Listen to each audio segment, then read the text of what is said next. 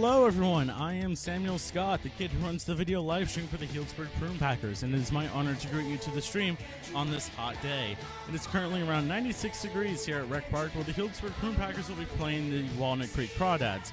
This is the second in a two-game set, with the last game ending with the Packers winning 13-5.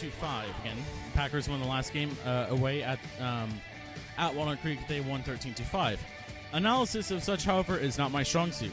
Before I hand off to Michael Barabout, who is much more qualified for such analysis, I would like to, as always, thank our lovely sponsors, the interns that keep this place running, and our host families that house our players when they're here from wherever they may be in the Union. That could be Texas, that could be North Carolina, that could be Florida, or Georgia, or wherever else in the Union. Our host families keep them here locally, so it's not a huge hassle for them to play with us, and for that we are very grateful. As always, the stream, or at least I try to keep the stream constantly improving. If you have any questions, comments, suggestions, or concerns, please leave them in the YouTube chat and I'll answer them as I can. I'll be pumping in Michael's audio as soon as I have it. Thank you very much, and enjoy the ball game.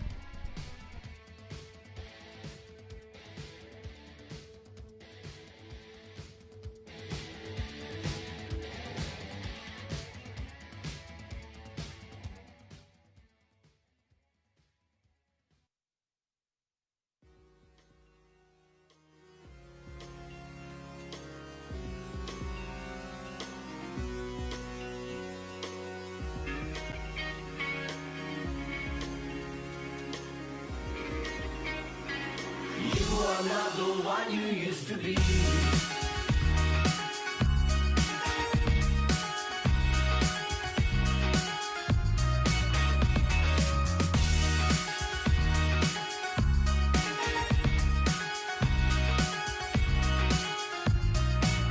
Well, she was still looking at him while he was running up the dance floor. Big was the sound, squares on the ground, mixed up with the sound, with the shame of disaster, and the fire on the walls. She used to blame herself, scared to death, afraid to fear, but it wasn't enough, so she played rough and said, you are not the one you used to be. No matter how you walk into my place, you are not the one you used to be. No matter how you look into my face, you are not the one you used to be.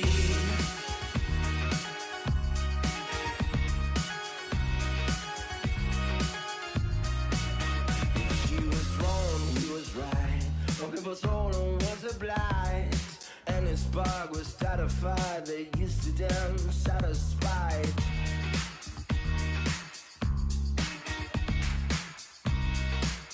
From the bottom of her soul, she said, to me, I can't stand it anymore. And it was enough, so she played rough and said, you are not the one you used to be.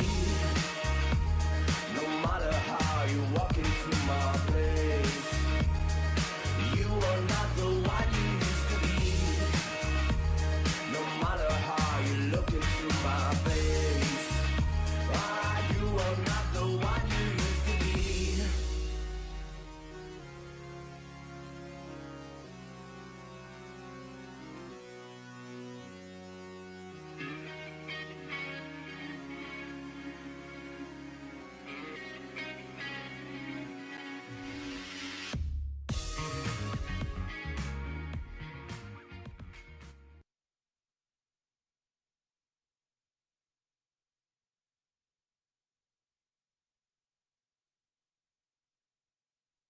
In the favor here at Rec Park tonight. Packers got a lead in the top of the first inning, and then that quickly evaporated. Walnut Creek scored 2 runs thanks to Trevor Warner's 2-run triple, but after that the Packers had the lead the entire game. They scored 3 in the second, 5 in the fourth, 1 in the fifth, 2 in the seventh, and 1 more in the ninth, while the Crawdads scored just single runs in the fourth, sixth, and seventh en route to 13-5. Healdsburg Prune Packer victory, and Austin Bose had a heck of a night. 4 hits and 5 at-bats, scored 2 runs, and drove in 7. And that was big because he was really struggling going into that game. And I asked Joey Gomes if a game like that will make Austin Bose relax a little bit more as he steps into the box tonight. Here is what he had to say and more in our manager's report. Welcome back to Rec Park. I'm with manager Joey Gomes for the manager's report. And Joey, and looking at last night's game, you got like Austin Bose get 4 hits. How relaxing is that for a player that coming off a big night, and when they step into the box tonight, they can just take a deep breath and really relax, because he had really struggled up until last night.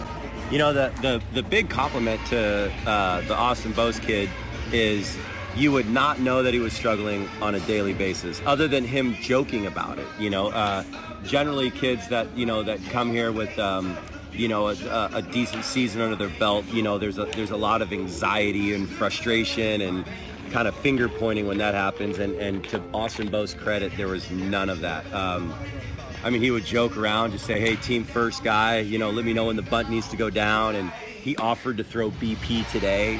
You know, which kind of, you know, maybe speaks to the coaches that have been around him and also his family, you know, and who he is. But now to kind of get to your question of how relaxing does it feel, I mean, it does. It feels good. I mean, that guy came here to do that kind of stuff in this league. And now to finally see him do it, everyone's kind of like, oh, you're Austin. Yeah, you know, like there you are, you know. Ian McMillan was another guy that was struggling. You gave him Wednesday off, was back in the lineup last night, got 2 hits. How important is that day off just mentally? You know, you're going through the heat of the summer, playing against really good competition here in the CCL, and you kind of get that mental day off. How refreshing is that for a guy like Ian to then come back and get 2 hits yesterday? You know, the fans, the broadcasters, the radio people, like everyone is so much more educated when they watch baseball now than they used to be, you know, and you're exactly right. That's what it was. For everyone out there, Ian McMillan was not benched. You know, he just needed a mental day off, you know. And then also in that, you know, day off that he had was kind of just getting him to, like, hey kid, like, do you realize like how good those guys are on TV to be able to do what you do, but they do it every day for 6 months. You know, and just basically just to give an appreciation of how hard it is, so don't feel like you have any sort of allotted amount of pressure in college, you know, to live up to the expectation of a Brandon Crawford or something like that, you know. But you're right, the day off did do him well. He did get a multi-hit game. And he's great. I just want everybody out there to know, like, kid just needed a day off. Yeah. Looking at the standings, I talked about it on Wednesday's broadcast, and this was going to be a critical 5-game CCL stretch with only 4 teams in the Northern Division. You're battling with Walnut Creek and Solano, and you know, you're ahead in the pack, but all those 3 teams are bunched together. Pun intended. Right. Yeah. How important is a weekend like this to really kind of take 4 or 5 and to really bury these guys when you can? Yeah, you really choose your words wisely. Yeah, I'm okay with saying I want to bury people, you know. But you know, it could go the other way, right? Like you could leave the door wide open if you stub your toe, so to speak, or trip, you know. It is a very crucial weekend because it's like you creep up on a week and you're like, whoa, we have, you know, 5 league games. This is kind of, you know, we could really, you know, get a lot closer at shutting that door, like you said, or really not just leaving the crack open, but actually pushing it open for someone to kind of, you know, enter in. We're gonna play one game at a time. We're gonna play the game the way that these guys come from the programs where they know how to play it. We're gonna show up on time. We're gonna get our early work in. We're gonna run hard to first. We're gonna try to win 3-2 battles. You know, we're gonna be aggressive in power counts, and we're gonna look to put the ball and play with 2 strikes, which is what we do. But I do like the line that you used, and I just want to reference it one more time, is we are going to look to bury them this weekend. All right, we'll see if you can do so. Yeah, Joey, thank you. Jake Brandell steps in. Charlie Hurley is ready to go. Brandell is ready, and let's do it. From Rec Park, the first pitch misses inside, ball 1, and we are underway at 6:05 p.m. 97 degrees at first pitch. Hurley making his 4th start of the season, 7th appearance overall. And he deals pitch inside, 2-0 to Brandell. It's 1-0 with a 7.20 earned run average. Has allowed 19 hits, walked 11 batters, struck out 17 in his 15 innings of work. And in his last appearance, he got the win over the Crawdads as Brandell chops one to the left side into left field for a base hit.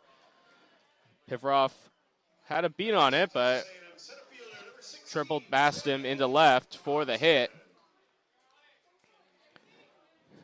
And that last start against the Crawdads back on June 30th, he went 4 innings, allowing 6 hits, 2 runs, walking 3, and striking out 3. And he got the win as the Packers won that game 4-3 as Jordan Thompson stands in.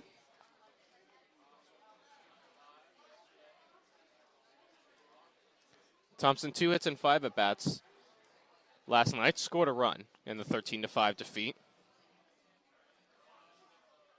Hurley sets. The first pitch is low, maybe a bit outside. 1-0 to Thompson.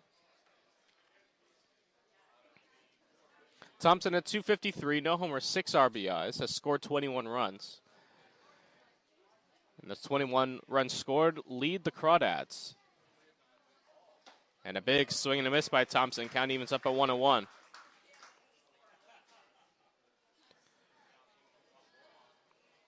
Crawdads come into this game 12-15 overall, 5-5 in the last 10. They are 8 games back in the CCL North standings. Of course, Packers sit in first place. They're 13-2 in CCL play as that one's lined into left field. Coming in, Blake. He's going to let it fall. Back-to-back singles for the Crawdads to start tonight's ball game. 2 on, nobody out for Diego Muniz.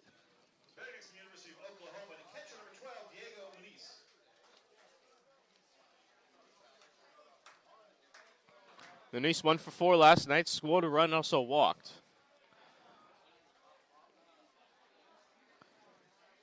And on the campaign, Muniz hitting .307, 2 homers, 12 RBIs, has walked 18 times.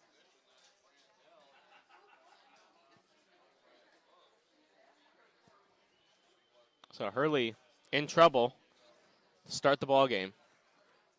Brandell on second, Thompson on first. Back-to-back singles for Walnut Creek. Muniz open stance, first pitch. And misses low, 1 ball, no strikes.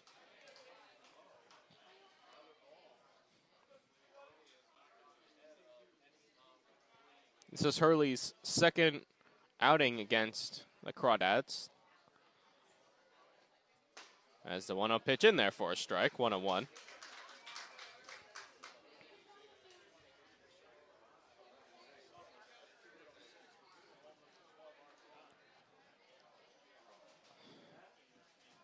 Prune Packers looking for win number 6 in a row tonight. Second of this 5 straight CCL opponent stretch. That one's chopped foul at the plate. Count goes to 1-2. Prune Packers 23-3 overall. As Kimball Schuessler will have a meeting with Hurley at the mound. Hurley, out of USC, originally from Sacramento, California, playing his prep ball at Jesuit High School.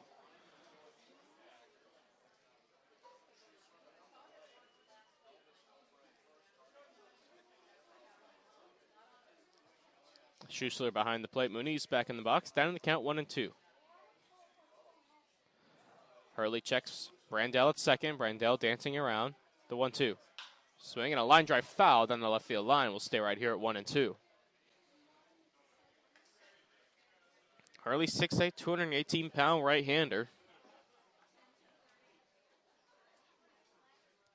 So it's the second of 5 straight CCL games. Of course, the 13-5 victory last night over the Crawdads.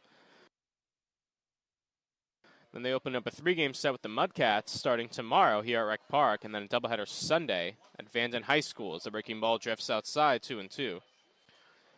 Mudcats are here for a 6 p.m. first pitch tomorrow, and then a doubleheader 11 a.m. and 2 p.m. at Vanden High School, home of the Mudcats, on Sunday. And that'll be the first of 3 trips to Fairfield.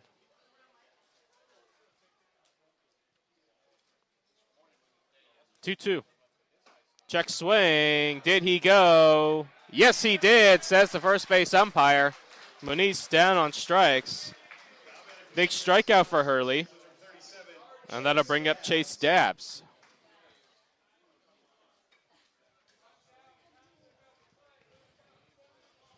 Dabbs at 302, no homers, 6 RBIs, scored 7 runs, has walked 5 times. Was 0 for 4 in last night's game, 3 strikeouts. And the first pitch is inside, ball 1. Dabbs, left-handed hitter.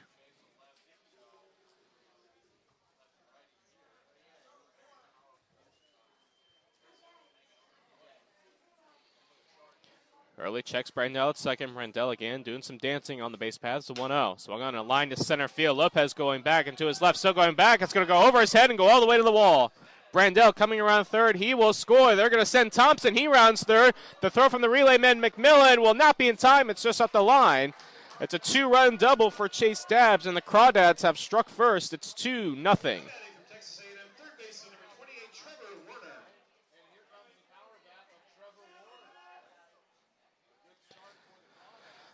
Lopez, I think, didn't think it was going to carry as far. He came in one step and then started drifting back into his left. Tried for a leaping grab, but it was over his head and went all the way to the dead center field wall. So 2 runs home, 1 out. Runner at second, that's Dabbs for Trevor Warner. And the first pitch is upstairs, ball 1. Warner was 2 for 4 in last night, drove in 3 runs. Had a home run.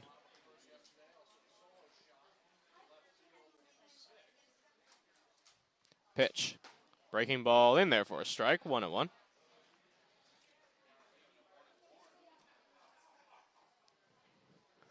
Warner at 296, 3 homers, 21 RBIs.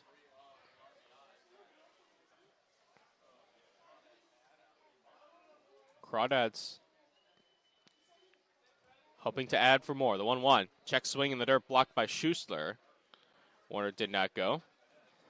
2 balls and 1 strike. Last time the Crawdads were in town, Trevor Warner hit a 3-run home run to dead center field. That turned a 5-1 game into a 5-4 game.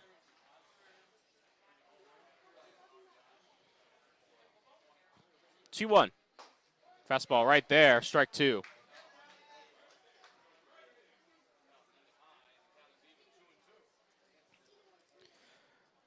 Hurley got the big strikeout of Muniz with 2 on and nobody out, but then Dabbs had the 2-run double in straightaway center field that drove in a pair of runs.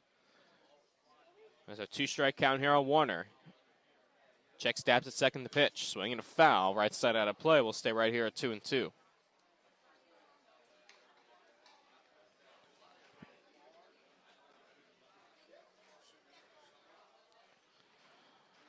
Tonight and tomorrow will be very, very warm. In fact, I was just checking the weather before the game.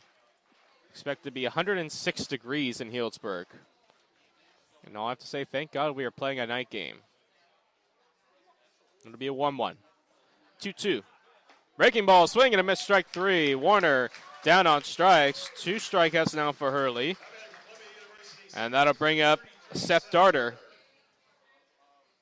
Darter also homered in last night's game, was 1 for 3 overall. Also struck out. Darter at 310. 2 homers, 15 RBIs on the year. Scored 16 runs. Darter, another left-handed hitter in the Crawdad lineup. Trying to bring home Dabbs from second for a 3rd run.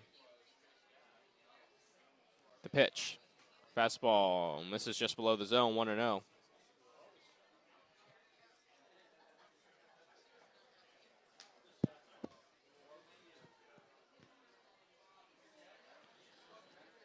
Hurley sets and deals the 1-0. Swing and a pop-up. Shallow center field. McMillan going out. Lopez coming in. It'll be Lopez making the catch to end the inning. For the Crawdads, 2 runs on 3 hits, and they leave 1. And at the end of half an inning, 2-0 Crawdads here on the Healdsburg Prune Packer Radio Network. All right, well, Anthony Bender on to close it out. Search of what could be his first major league save. Swung around, 3 men on the right side against Beatty. 0-2. Ground ball. Jazz. Miggy. Over to first, and Beatty beats it out. And now Beatty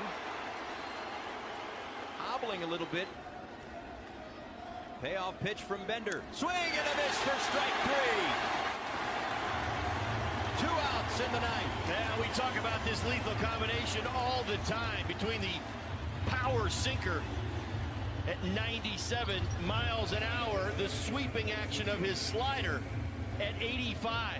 1 and 2 from Bender. Muncy pops this one up. Birdie is underneath it. It's a Marlins win. The win streak comes to an end at 9 for the Dodgers. The Marlins bounce back on a night where the place was jumping and the Marlins had little to few options, it seemed, in the bullpen. Anthony Bender collects his first major league save.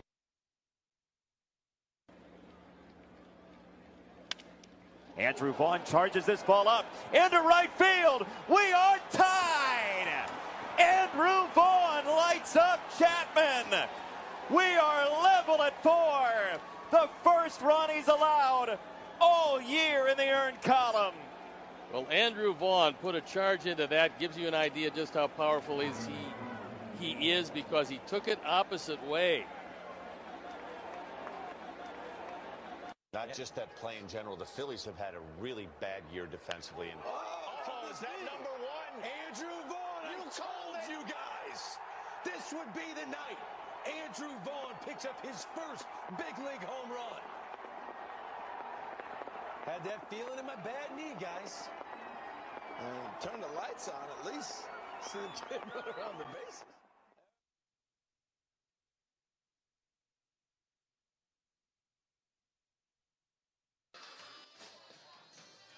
Crawdads lead it 2-0 in the first inning. 2-run double by Chase Dabbs. And the Packers will come to bat against Daniel Garza, this 5'11", 190-pound right-hander, making his third start of the season. He's 1-0 with a 3.20 earned run average, and he deals the first pitch to Lopez, fouled away, right side out of play. Count is 0-1.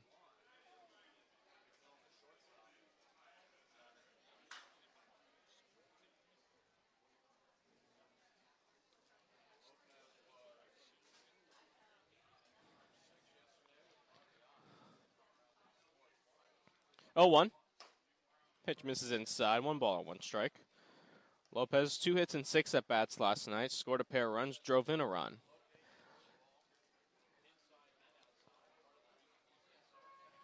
Garza last started last Friday against the Packers. As the 1-1 is swung on, hit in the air to center. Thompson has a beat on it. Comes in a couple steps and makes the catch for out number 1.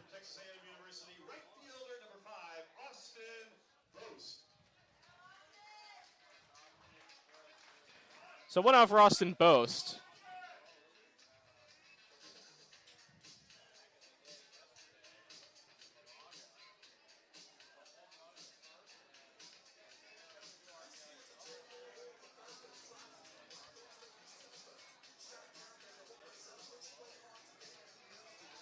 Boast, as I mentioned in the pregame, 4 hits and 5 at-bats last night, drove in 7 runs. And he swings to the first pitch and pops it up in the infield.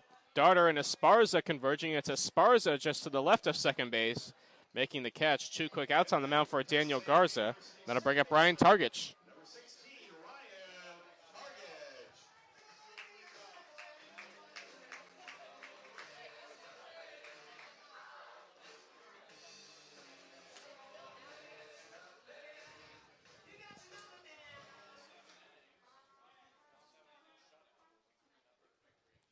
First pitch to Targich is outside, ball 1. Targich was 3 for 6 in last night's game. Drove in a pair of runs, scored a run, also struck out twice.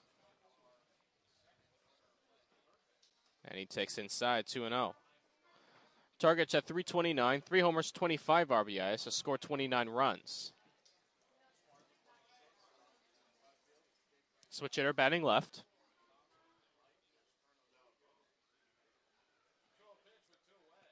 2-0, swinging a line drive foul. 2-1 the count on Targich.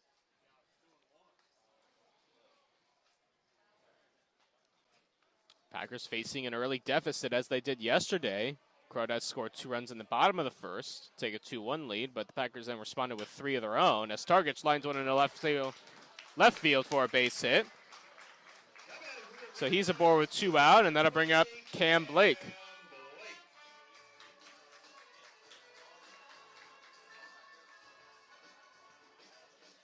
Blake 2 hits and 4 at-bats last night, drove in a pair of runs, walked twice, scored a run.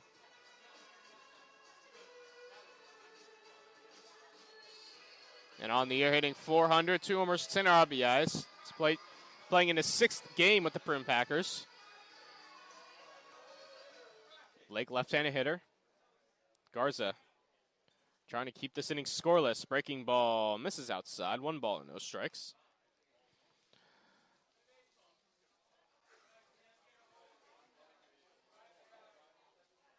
Garza's delivery kind of has shades of Davy Garcia, Yankees prospect, as he steps off here.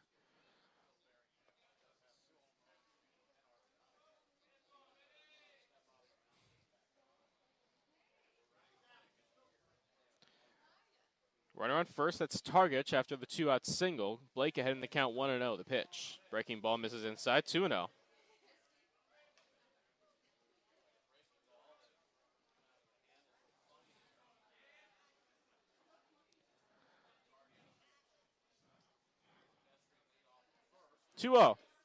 Breaking ball misses low, 3-0.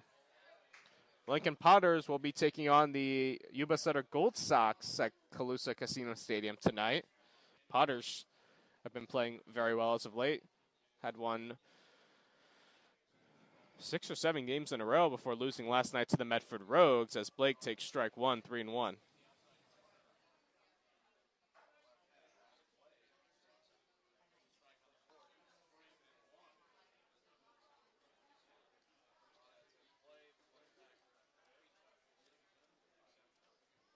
And pitch misses outside, ball 4, so Blake works a walk.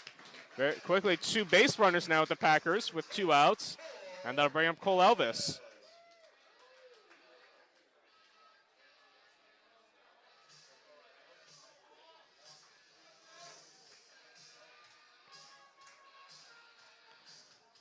Elvis 0 for 5 last night, struck out.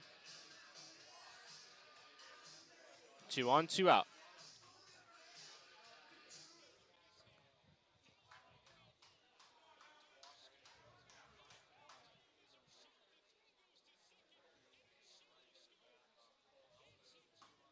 First pitch to Elvis in there for a strike, 0-1.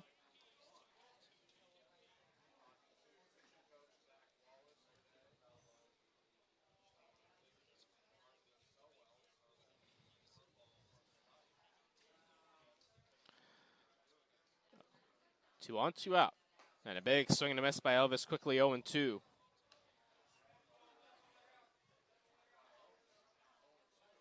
Elvis at 273, 4 homers, 26 RBIs. Leads the team and runs batted in, just 1 ahead of Targich, who's at 25. 0-2. Swing and a foul right side out of play. We'll stay right here at 0-2.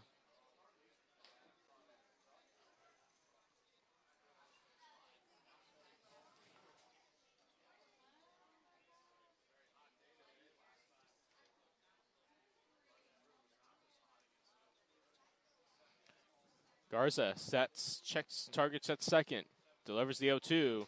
Called strike 3. Elvis down looking to end the inning. So no runs on a hit and 2 left. And at the end of an inning of play, 2-0 Crawdads here on the Healdsburg Prune Packer Radio Network.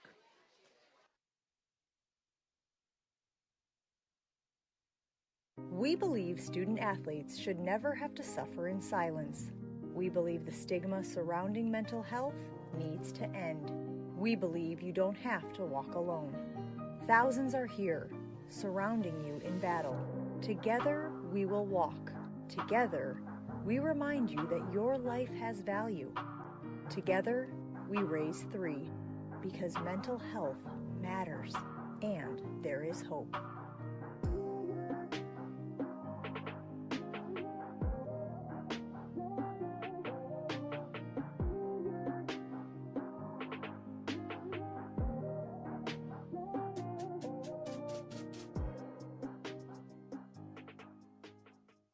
Chapman would like to get him to scamper home. 2 on, 2 out, 10th inning.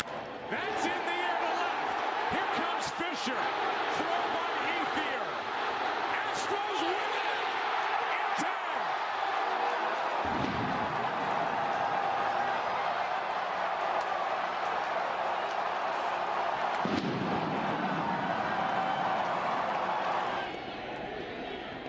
And Turner in the air to center field. That ball's hit well. Martinez on the run. Packers trail 2-0 as we get to the top of the second inning. 7-8-9 for the Crawdads. Dalton Mayshore will lead things off. He's the designated hitter this evening.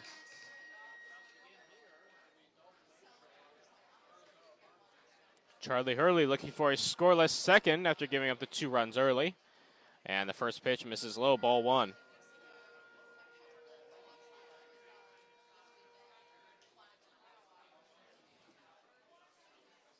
Mayshore did not get in last night's game as he chops it at the plate. Foul, 1-1. On the year at 239, no homers, 7 RBIs. Playing in his 17th game of the season.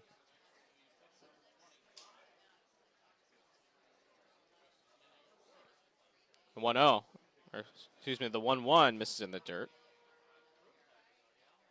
2-1.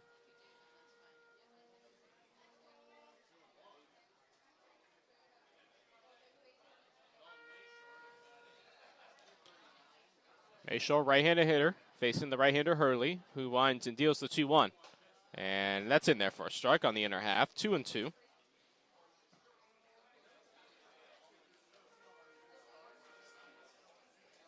Mayshore out of Clayton, California, playing his ball at St. Mary's College.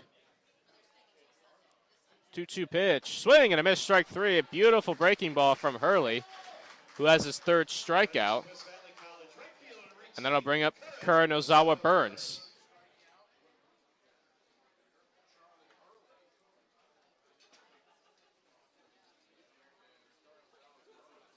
Burns also did not get in last night's game, but on the year hitting .343 with a homer and 3 RBIs. And a check swing of the breaking ball. Did he go? No, he did not, says the first base umpire. Ball 1. Burns has scored 14 runs in his 20 games played so far. 1-0, hit in the air to right. Bose going back a couple steps, and now he has to dive to make the catch in right field. That ball sunk a little bit faster than Bose thought, and kind of made a lunging dive to make the play. So 2 are quickly retired by Hurley, and that'll bring up Sammy Esparza.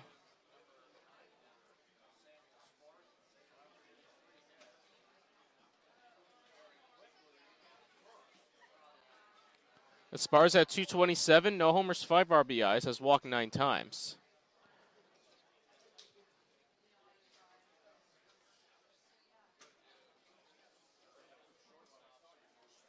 And the first pitch to Esparza misses low, ball 1.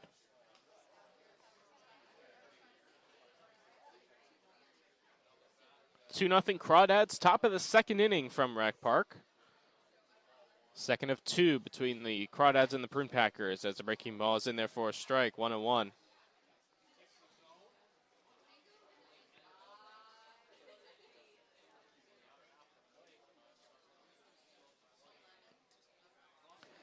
One pitch. Another breaking ball right there, called strike 2. Hurley is strike away from a 1-2-3 top of the second inning.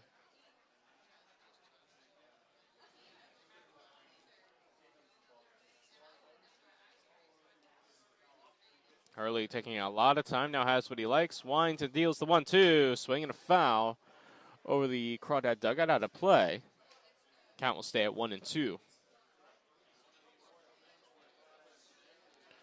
Burns, 6'3", 200-pounder out of West Valley College, originally from Cupertino, California.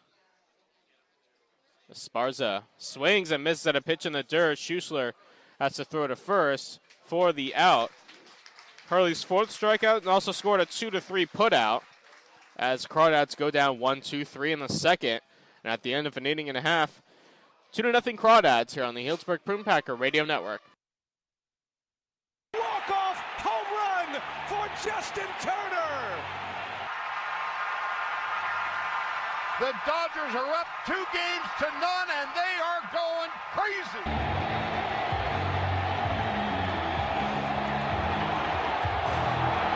Altuve not going 3-2, and Correa hits this one out in the right center field, and that one's going to get down for a base hit. Altuve is on his way to third base, and Altuve around third and coming home. Here's a throw to the plate by Gregorius. It's dropped by Sanchez. Altuve scores, and the Astros win it 2-1. Carlos Correa, the hero. Swung on, banged to third. Down the line it goes. Fair ball. Base hit into the corner. Here comes Jackson. The Indians win it. And on the 10th pitch of the at-bat, he banged a single down the third baseline. And the Indians, in one of the most improbable comebacks in Indians playoff history. If the Giants win, that game's at 5 Eastern, 2 Pacific. A drive to right. And the Giants will win tonight. Here's Crawford with the winning run. And San Francisco survives to see another day. Another payoff. And Martin on the ground. Andrews makes a play, goes to second, out there, throw to first. 2-0 Crawdads. We head to the bottom of the second. Braden Runyon will lead things off for the Prune Packers. 6, 7, and 8. Runyon, Schussler, and Pivarov due up for the pack. Runyon in last night's game was 1 for 5, scored a run. As Daniel Garza, after a scoreless first ones, and deals the first pitch outside ball 1. Runyon DHing tonight, with Pivarov playing third.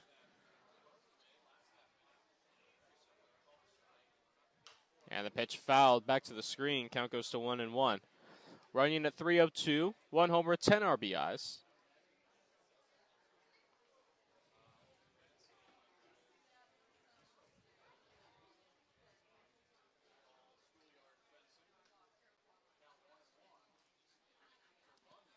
One again, foul back to the screen. Count goes to 1-2. Garza got 2 quick outs in the top of the first, then surrendered a single to Targich and a walk to Cam Blake before getting Elvis looking. As Garza winds and deals the 1-2, swinging another foul right back to the screen. Runyon right on these pitches, just barely missing him. So they've all come right back to where we are. See if he can get a hold of one here on the 1-2. Garza winds and deals. In there, strike 3 called in the inside corner. Garza has his second strikeout of the night so far. That'll bring up Kimball Schussler.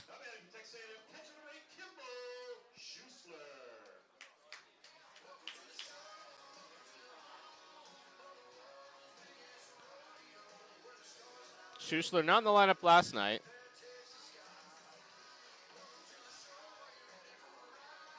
On the year hitting .267 with a homer and 6 RBIs.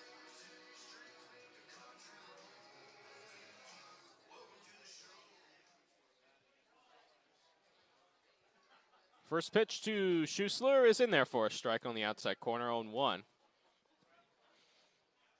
David Niquez calling balls and strikes. 3-man crew for the CCL contest.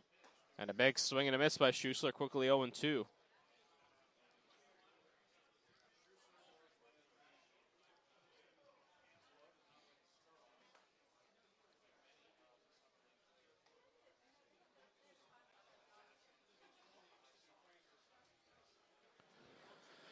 Oh, 2 from Garza, swing and a miss, strike 3. Schussler down on strikes. 3 straight strikeouts for Garza, dating back to that strikeout of Cole Elvis that ended the first, and that'll bring up Blake Pivarov.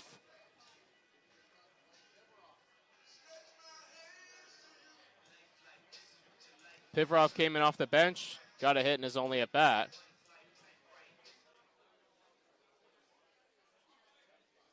And the first pitch is swung on, hit on the ground to right side, through for a base hit into right field. Another 2-out single for the Packers, this time in the second. And that'll bring up Ian McMillan.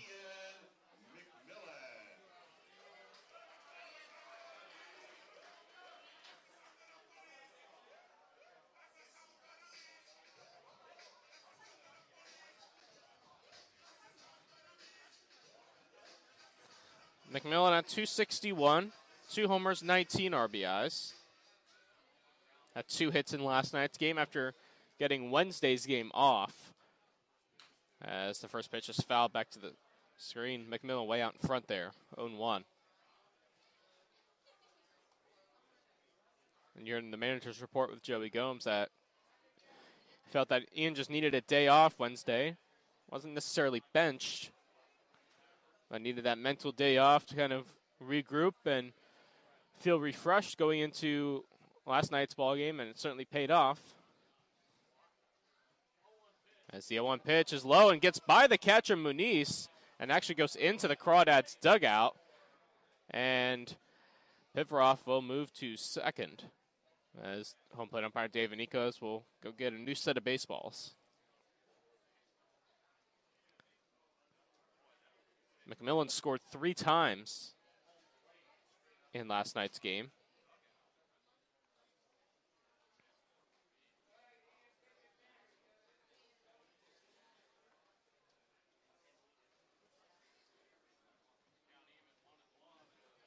So Nikos has his fresh set of baseballs. He gives one to Garza on the mound, who is going to face a 1-1 count to Ian McMillan with the runner at second. That's Blake Pivaroff after he singled for the Packers' second hit of the night so far.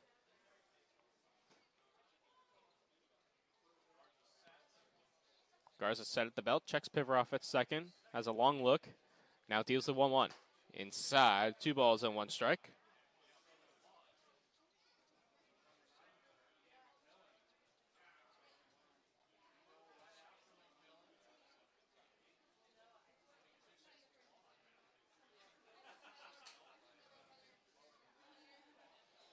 And the 2-1 is down the inside corner for a strike.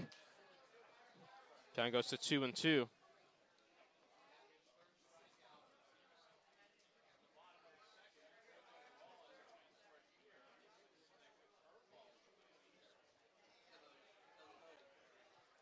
Two balls, 2 strikes, 2 out, 1 on.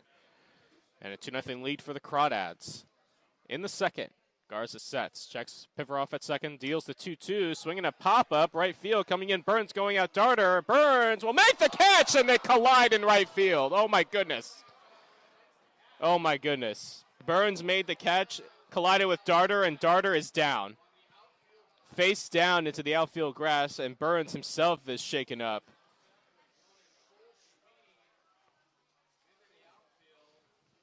The entire Crawdad team that was in the field has converged in right field. Darter still face down. Manager Brent Cummings out of the dugout, along with some of his other coaches, to check on Darter. He's able to roll over on his back. The Crawdads are going to come off the field. Oh, my goodness. Well, the inning is over. McMillan flies out. No runs on a hit and 1 left. And we'll see if Darter's okay as the Crawdads lead at 2-0 as we head to the third. The ball game is over. The Blue Jays are moving on to the ALCS.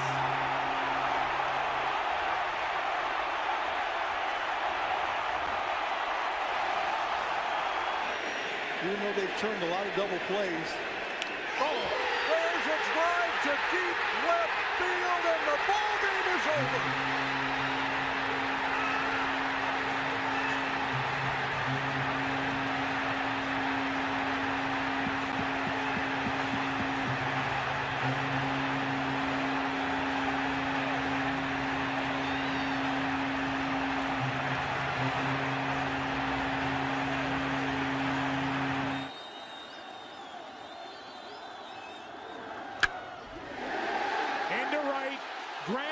Back. Escobar tags. Here comes Escobar.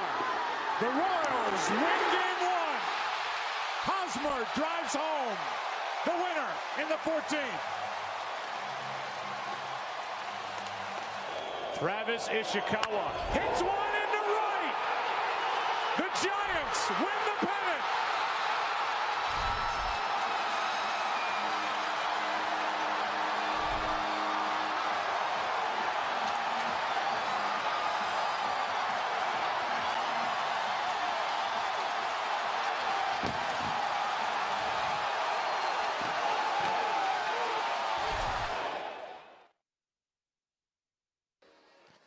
Well, Darter was able to walk off the field under his own power, and we'll see if he stays in the game.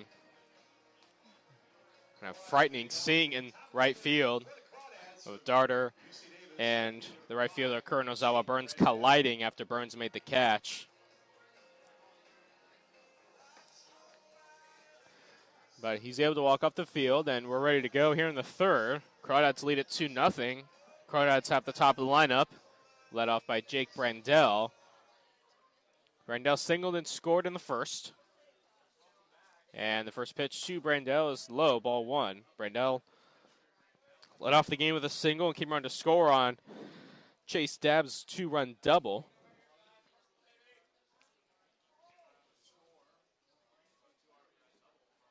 And the 1-0. There's a strike right down the middle, 1-1.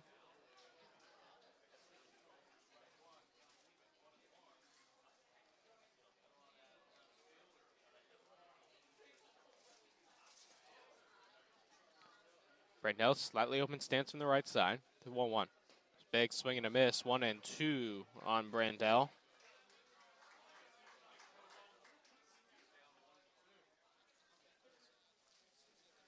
Brandell out of Danville, California, Monte Vista High School. Playing his ball at UC Davis. 1-2. Fastball up and in, 2-2.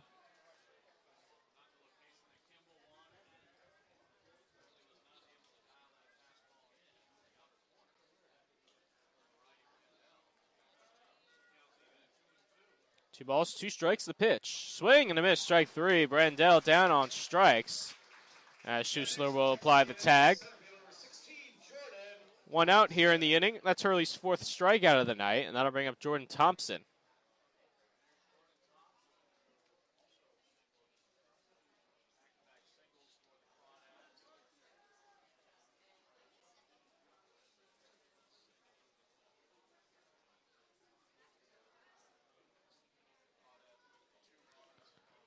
Thompson also singled and scored in the first. And he swings at the first pitch here and fouls it off of Schussler and ricochets down the first base line for strike one.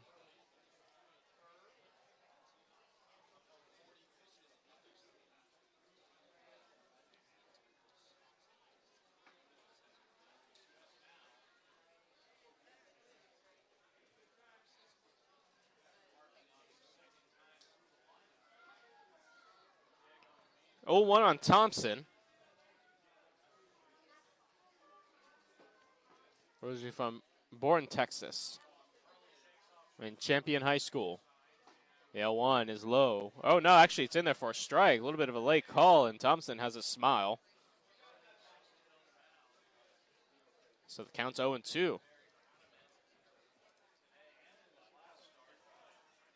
Thompson appeared in 29 games with the Aggies in 2021, as the 0-2 pitch is outside, picked by Schussler.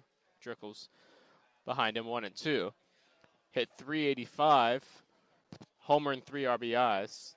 And that home run was against Samford in game one of a doubleheader on March 13th.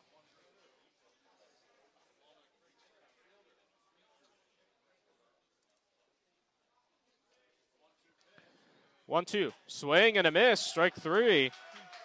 Back-to-back strikeouts to start the third. 3 straight strikeouts for Hurley, going back to Esparza striking out to end the second. And that'll bring up Diego Muniz.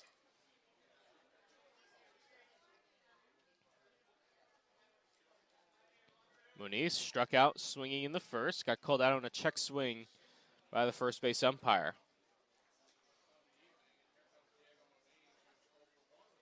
And the first pitch is a breaking ball low, 1 ball and no strikes.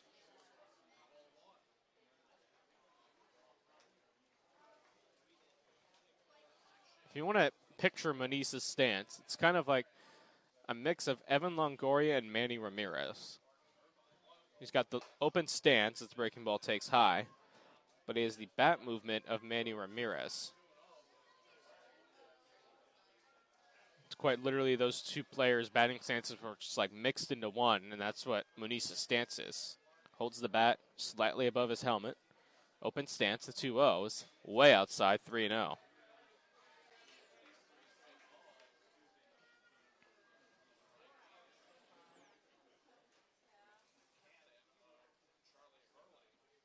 That Potters Gold Sox game set to get underway at 7 p.m.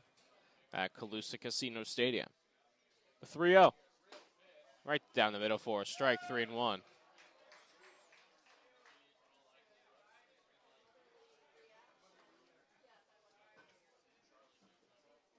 Mudcats are off tonight. They'll be here tomorrow night, of course, to start a 3-game set. That one's lined down the third base line. It's a fair ball past Pivaroff, and that'll go all the way to the wall. Blake will field in foul territory to get it in. It's a 2-out double for Diego Muniz. Crawdads are immediately in business.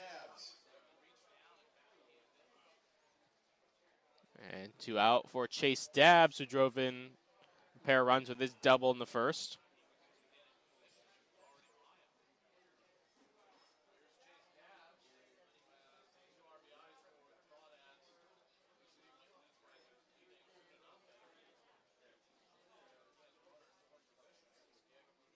Hurley sets.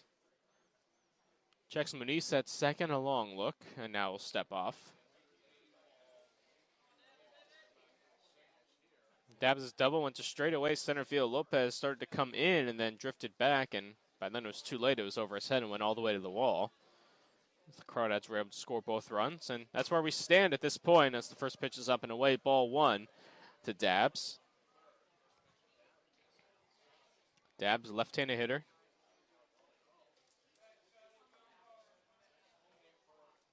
Hurley trying to keep this third inning scoreless. The pitch. Fastball misses below the zone, 2-0.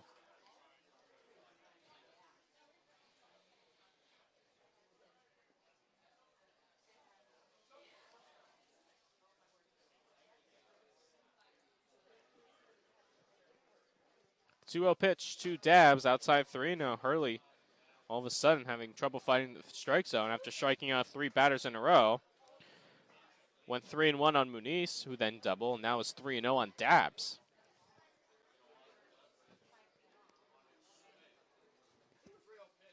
There's a strike. Caught the inner half, 3-1.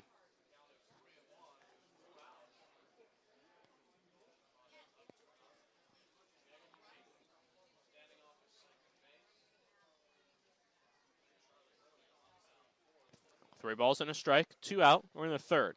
Out and away, ball 4. So 2 runners are on for the Crawdads. And that'll bring up Trevor Warner. Joey Gomes out of the dugout on his way to the mound. Entire infield work converge. We'll see what he has to say. Crawdads scored 2 runs in the first, and that's where we stand right now, 2-0. At this time, we'd like to thank our Grand Slam sponsors, Goliath LLC, Epicenter Sports and Entertainment, Sanderson Family, and the iTrade Network. So Hurley will stay in. Gomes on his way back to the dugout. Hurley going to try and keep this at 2-0. That has the Crawdads' most dangerous hitter at the plate in Warner.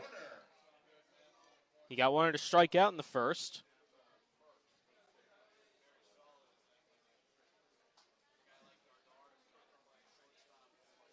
Warner tied for the team lead in home runs at 3 with Curran Ozawa Burns, so he has the power. In fact, he homered to dead center field the last time the Crawdads were here. He swings at the first pitch and chops it foul down the third base line, 0-1.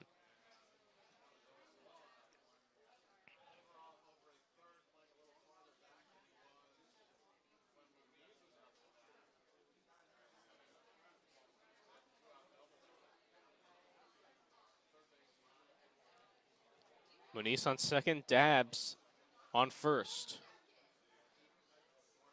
The 0-1. Swinging a foul, broken bat.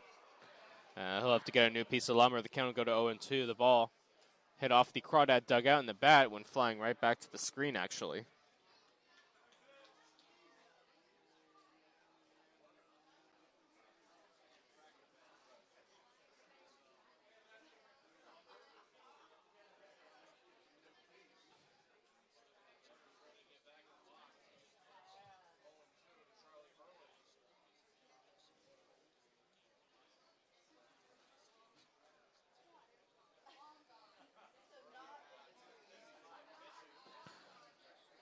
Warner, down on the count 0-2, has his new piece of lumber.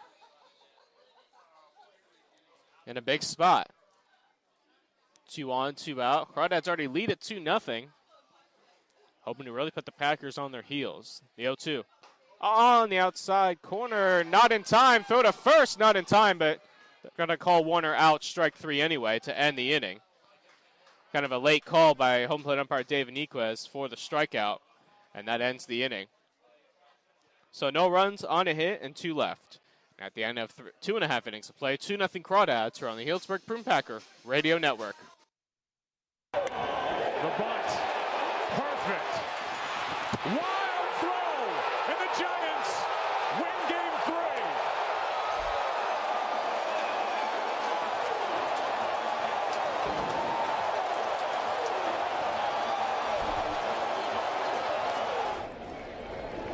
Wong hits it into right, into the corner. Game over. Wong wins it in the ninth.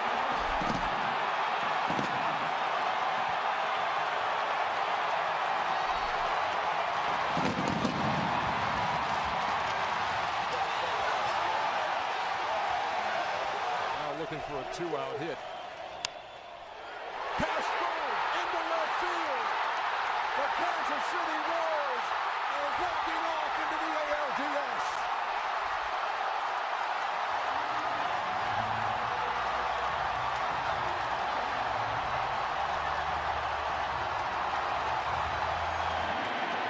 Tie game in the ninth. Jay grounds one. Pedroia makes the play. Throw home. 2 out. Over the third. It gets away. Alan Craig is going to come to the plate. Here's the throw. He is. The umpire making the call. They're going to say he's safe. There was interference at third base. Interference with Middlebrooks at third. And the home plate umpire pointed to the plate. And you can see Jim Joyce saying obstruction as Craig was tripped coming down the line. And the Cardinals have won this game 5-4. Well, Jim Joyce, did he make the play? Bottom of the third inning from Rec Park. 2-0 Crawdads. And the Prune Packers will have their top of the lineup due up. Jesse Lopez to start. Austin Boast and Ryan Targich against Daniel Garza. And the first pitch misses low. Ball 1. Lopez flew out to Jordan Thompson in center field in the first.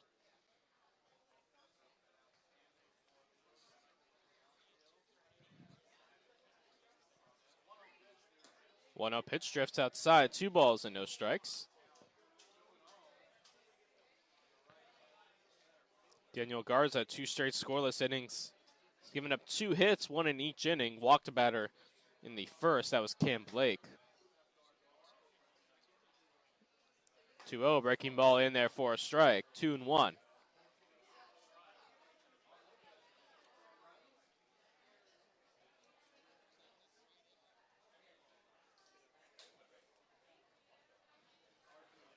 After tonight, 4 more games until the All-Star break for the Packers. As 2-1 is hit in the air, deep down the left field line. Brandell giving chase, still giving chase, and he will make the catch. Oh no, he dropped it down the left field line at the wall. Going to second is Lopez for the, I guess, a double. He had the ball in his glove and just straight dropped it. It dropped out at the last minute as his glove collided with the fence down the left field line. So score that a double for Lopez.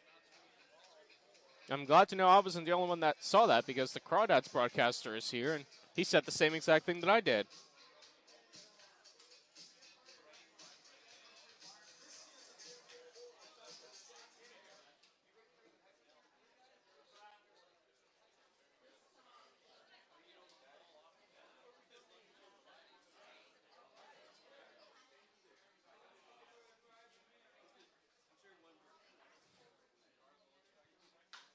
First pitch to Bose is hitting the other left for Brandell.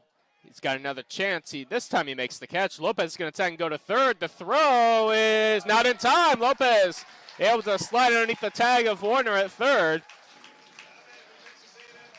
So it's a fly out for Bose. He's now 0 for 2. Lopez up to third. Now to bring up Ryan Targich.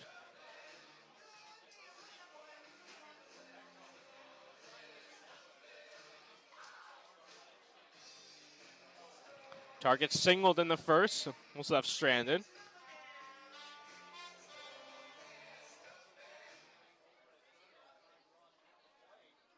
Target switch hitter batting left. And a big swing and a miss by Target, 0-1. Runner at third, 1 out. Prune Packers trying to get on the board. They trail it 2-0.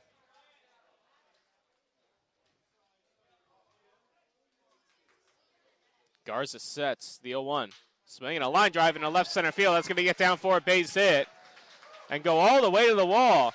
Target on his way to second. They're going to hold. No, he's going to go to third. The throw is not in time. Actually gets past Warner, but backing up is Garza. It's an RBI triple for Ryan Targich. The Packers get on the board. It's now 2-1 Crawdads. Joey Gomes at third base was actually holding Targich. He went on his own. The relay was bobbled just a little bit by Sammy Esparza, the shortstop. Targich took advantage, was able to get to third. And all of a sudden, the Packers have the tying run on third with 1 out for Cam Blake.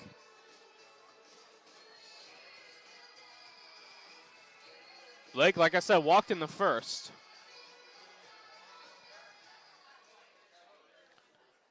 Infield playing back for the Crawdads. And the pitch in the dirt gets by the catcher, Muniz. Here comes Targich, and he will score easily. The ball actually went into the Crawdad dugout. So Targich scores, and the game is tied at 2.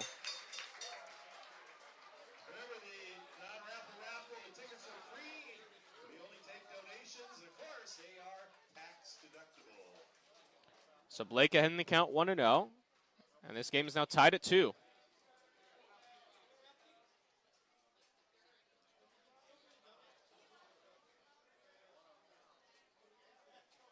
Garza gets a new baseball. 2 hits and 2 runs in this third inning. The only out was Austin Bose flying out to Jake Brandell in left field. Garza winds and deals. And a pitch in there for a strike. Check swing by Blake, but nonetheless it's called strike. 1 ball and 1 strike.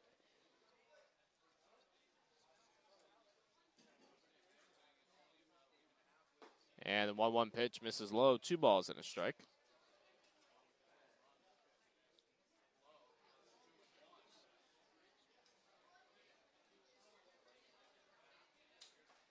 And there's ball 3, 3-1 to Cam Blake.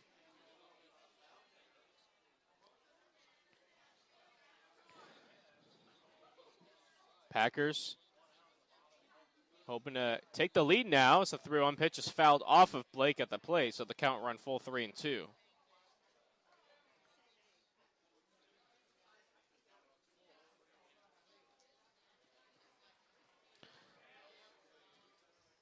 Packers looking for their 6th straight victory. It would be their 24th win overall if they're able to come back and win this ball game. We're tied now at 2 in the third.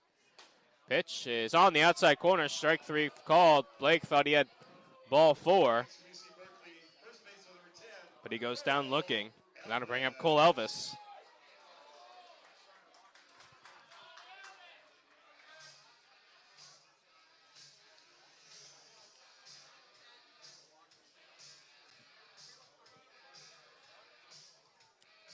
Elvis struck out looking in the first. That ended the first inning for the Packers. And the pitch misses in the dirt for ball 1.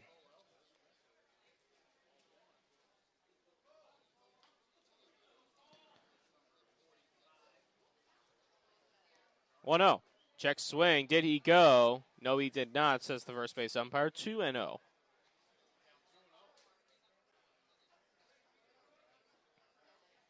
Packers have scored twice in this third inning. An RBI triple from Ryan Targich, and then Targich himself scored on a pass ball. And a big swing and a miss by Elvis, 2-1.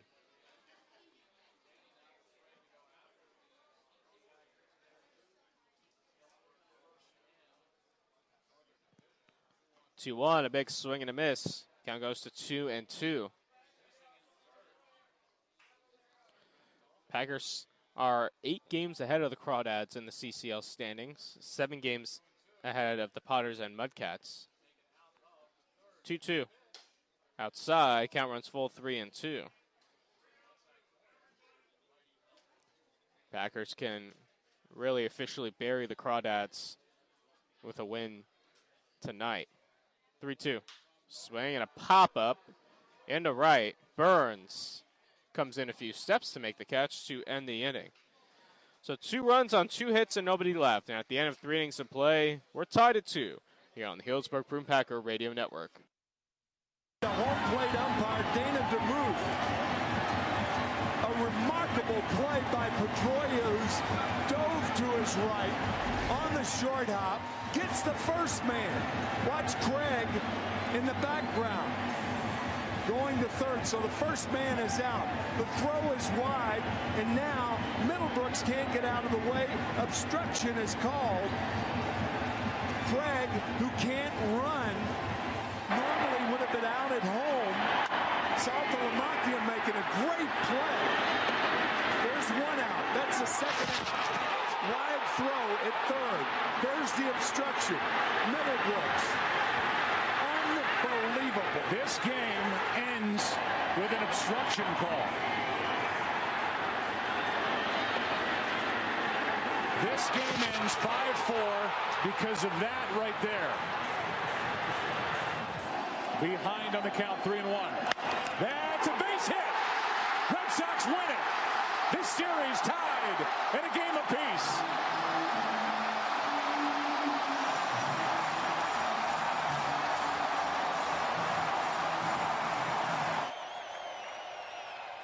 The 3-1 is lined to right. That's a fair ball in the corner. And the St. Louis Cardinals are going to win Game 1.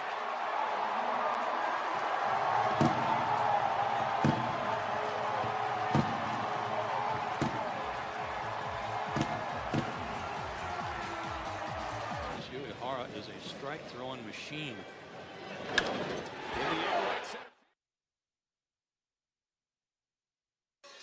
Well, Seth Darter will lead things off, and that is great news since that collision in right field in the second. And he was down for a few minutes after that, but he's ready to stand in against the new pitcher, Derek Bridges, for the Prune Packers.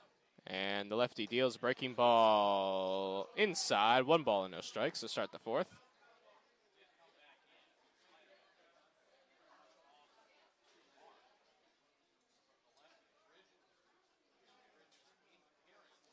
Bridges sets. And the 1-0. Breaking ball. There's a strike. 1-1. Bridges making his 8th appearance. That's thrown 8 innings. Allowed just 2 hits, walked 5, struck out 10. To the tune of a 1.12 earned run average.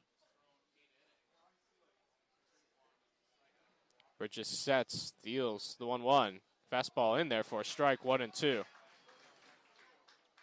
Bridges pitched in Wednesday's game against the Fresno A's, retiring all 6 batters he faced.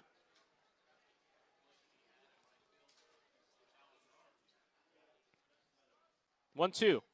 Swing and a miss on a beautiful slider in the dirt. Schussler has to throw to first for the out. They'll score that a strikeout and a 2-3 put out, and that'll bring up Dalton Mayshore.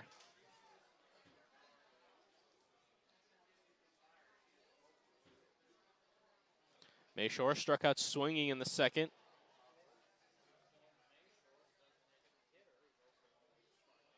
And the lefty deals. Right down the middle, strike one.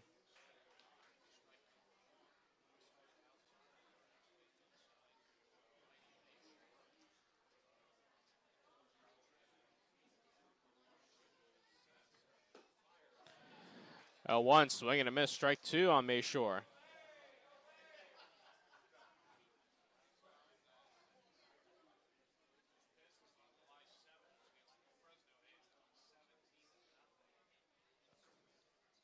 No balls, 2 strikes, 1 out. Breaking ball outside, 1 ball and 2 strikes. In the last 3 games, the Prune Packers have scored 50 runs. 5-0. They scored 50 runs in the last 3 games. 1-2, swing and a miss, strike 3. Back-to-back strikeouts for Bridges out of the bullpen. And then I'm bringing up Curran Ozawa Burns.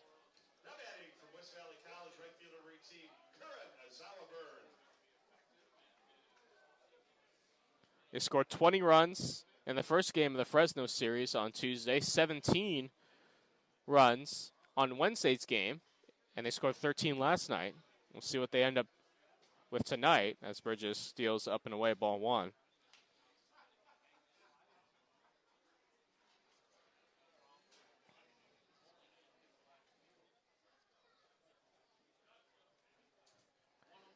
One-0.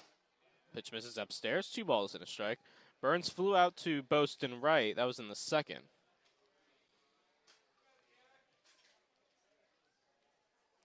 We're tied at 2 in the 4th. Pitch. Big swing and a miss by Burns. Count goes to 2-1.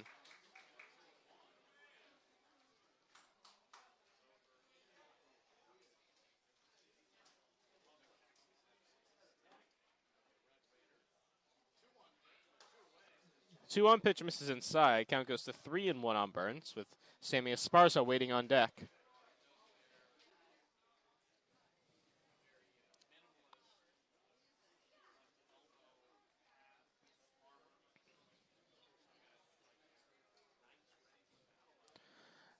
Bridges, left-hander, facing the righty Burns, has what he likes, sets. And deals a 3-1, swing and a miss. Count goes full 3-2. Bridges to strike away from striking out the side in this 4th inning.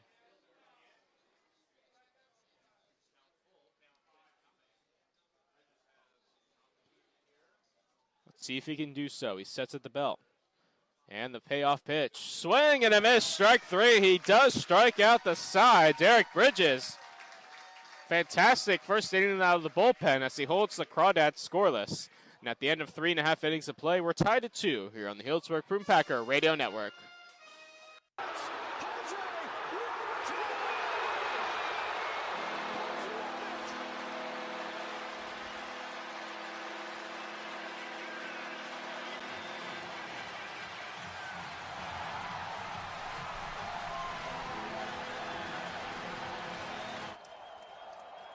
Vogt lines it into left field, a base hit. Cespedes will score, and the Oakland A's walk off with Game 2 of the ALDS.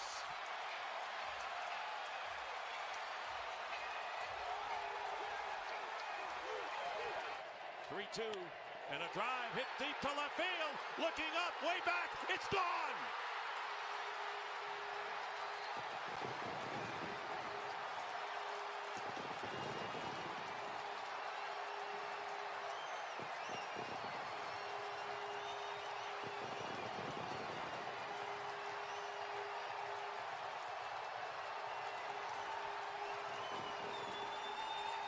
Scoring position. That was 3rd in the American League. Chris will send it into right field, a base hit. Seth Smith's coming around, and the Oakland A's will live another day. Game 5 is tomorrow.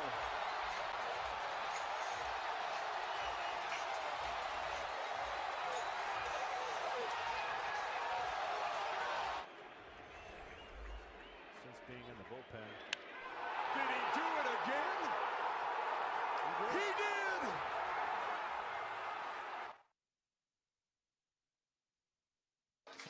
We're tied at 2 in the bottom of the 4th. Braden Runyon will lead things off for the Prune Packers. 6, 7, and 8 for Healdsburg.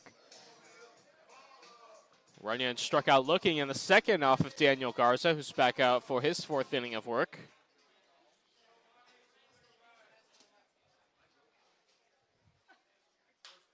And the pitch is popped up right side. Dabbs giving chase, but it'll drift out of play. 0-1 the count.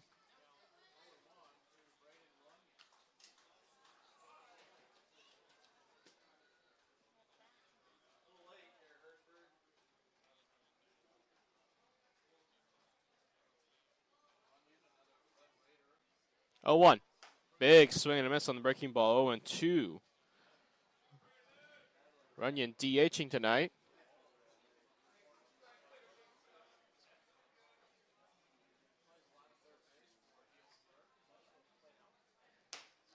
Oh, 2 pitch drifts outside. 1 ball and 2 strikes.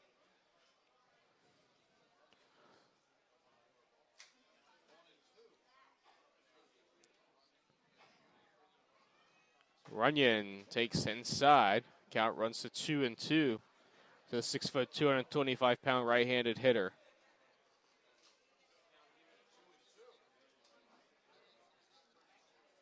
Runyon, originally from Florence, Kentucky, playing as well at Randall K. Cooper High School. And the 2-2, swinging a chopper down the third base line, foul as Warner will field it and get it back to his pitcher.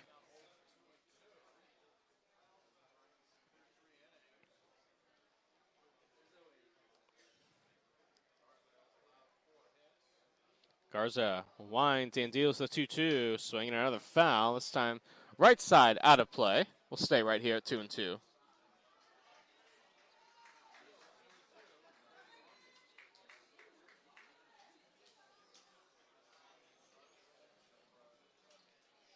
Runyon waits another 2-2. Here it comes. Swinging a pop-up.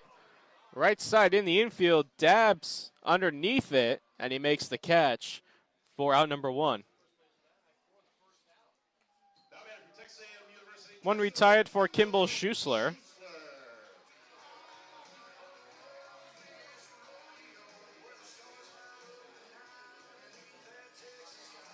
Schuessler also struck out in the second. He struck out swinging.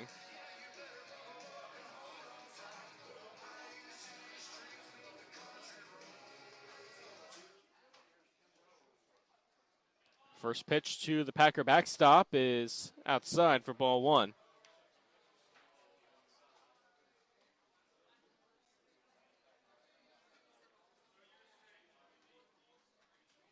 Garza 1-0, breaking ball in there for a strike, 1-1.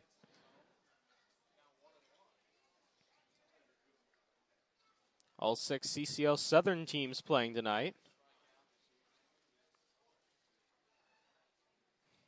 As the 1-1 pitch on the way.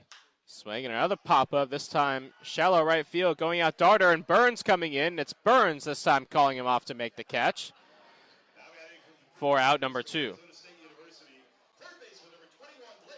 That'll bring up Blake Pivaroff. Pivaroff singled in the second, was left stranded.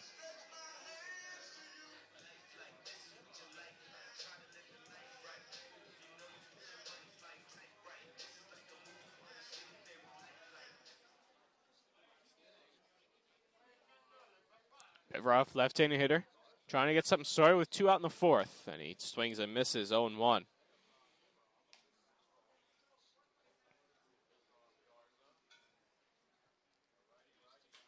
Packers scored 2 runs in the 3rd. That's how they tied this ball game. RBI triple from Ryan Targich as the pitch misses outside 1-1. And then Targich scored on a wild pitch by Garza that tied the game at 2. Crawdads got 2 and a 2-run double by Chase Dabbs as Pivaroff chops it to Dabbs, who bobbles it, throws to Garza, covering in time to end the inning. So a 1-2-3 4th inning for Daniel Garza, and at the end of 4 innings of play, we're tied at 2 here on the Healdsburg Prune Packer Radio Network.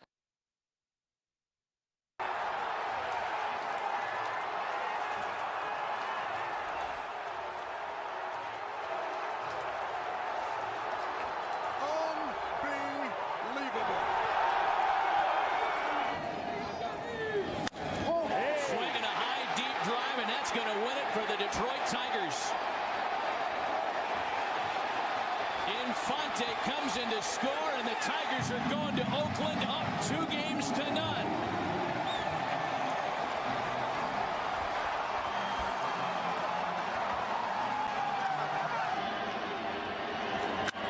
Freeze hits it in the air to center. We will see you tomorrow night.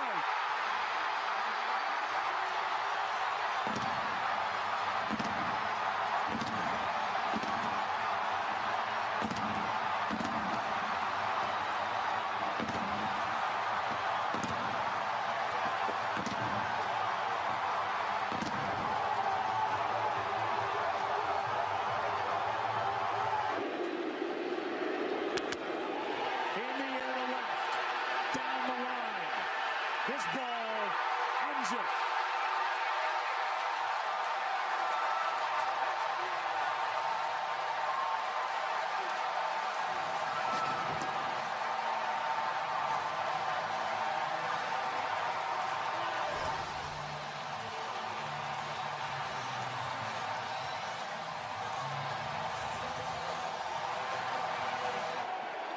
So they're not trying to just go in and out, up and down on Nigel Morgan here. They're trying to get him out at the risk of him getting a hit. 2-2. Morgan base it up the middle. Gomez is going to be away. We go to the fifth. We're tied at 2. Crawdads and the Prune Packers. And the Crawdads will have their 9-1-2 hitters up against Derek Bridges, who struck out the side in the 4th. And he takes a pitch upstairs, ball 1. Esparza struck out in the 2nd. Esparza, Brandell, and Thompson. And the pitch misses low. 2 balls and no strikes to Esparza.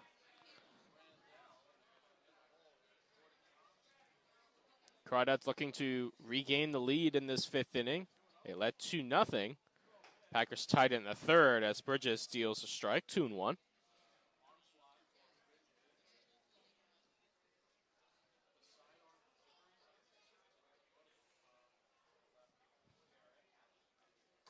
And a big swing and a miss by Esparza, 2-2.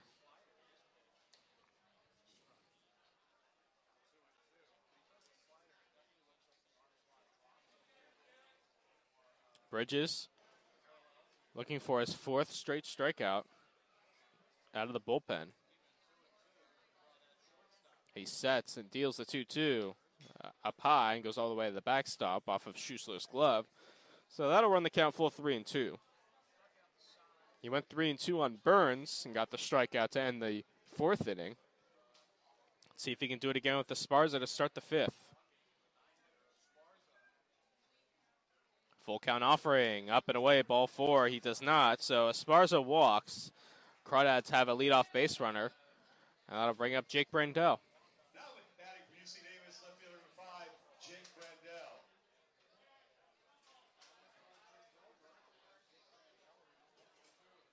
Brandell, 1 for 2, singled and scored in the 1st, struck out swinging in the 3rd.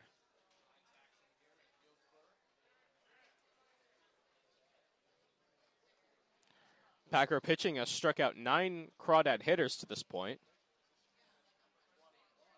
And the pitch in there for a strike, 0-1.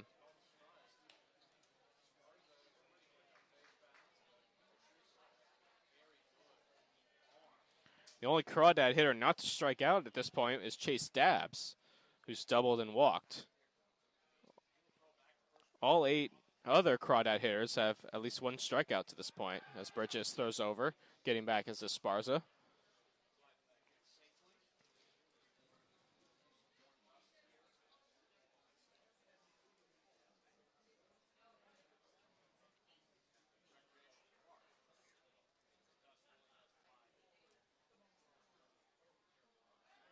And another throw over, Esparza getting back. Brandell out of high school, out of Monte Vista High School in 2019, was the 33rd ranked outfielder in the state of California by Prep Baseball Report. His first team, all EBAL, that's East Bay Athletic League, his senior year. And the pitch up and away, back pick to first by Schussler, not in time. Esparza getting back. Count goes to 1-1.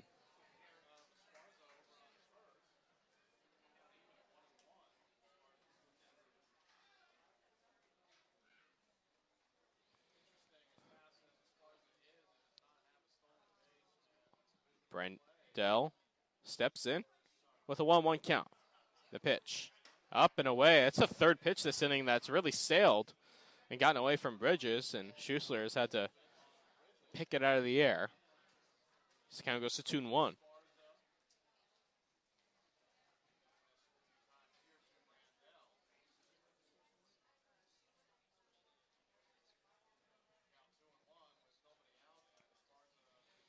Bridges sets, checks Esparza at first. Deals with 2-1. Check swing, he went around. Count goes to 2-2. See if Bridges can get a strikeout here. I'm sure the Packers would love a double play ground ball here.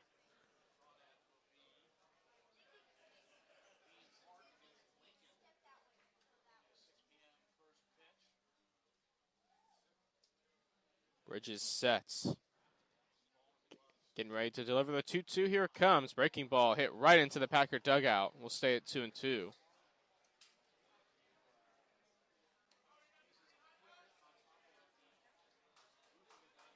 Bridges gets a new baseball. Packers will take on the Solano Mudcats. That'll be tomorrow at 6 p.m. right here at Recreation Park. It'll be the first of 3 with Solano. Doubleheader Sunday at Vanden High School. 11 a.m. and 2 p.m. the first pitch schedule times as the 2-2 is on the way. Swing on, hit on the ground to Pivoff at third. This could be 2. Goes to second, and it goes into right field. On his way to third is Esparza. Boast will pick it up in right field. So Brandell will reach on the error. Going to third is Esparza, and just like that, the Crawdads have the runners at the corners with nobody out.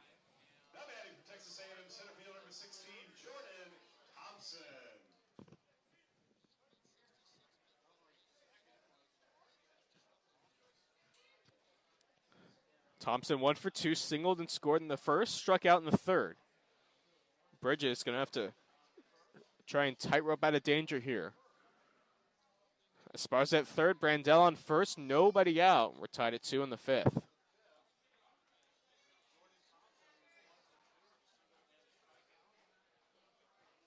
Bridges sets. First pitch to Thompson is up and away, 1-0. Crawdads looking to take the lead. Have a runner at third with nobody out. Also a runner at first.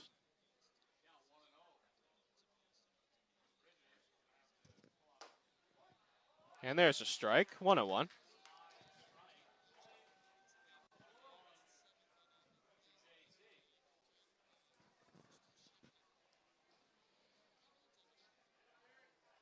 Packer infield playing back, at least up the middle, looking for the double play ground ball. They'll trade that run for the 2 outs. Pivoff about even with the bag at third. 1-1 pitch right there, called strike 2.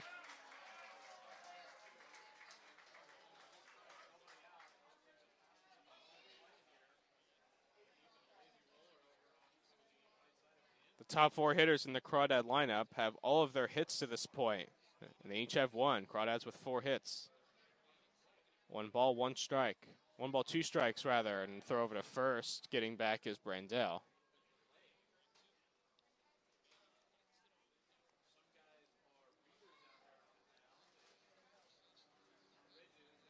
Thompson just looking to put a ball in play up the middle or get a ball in the air.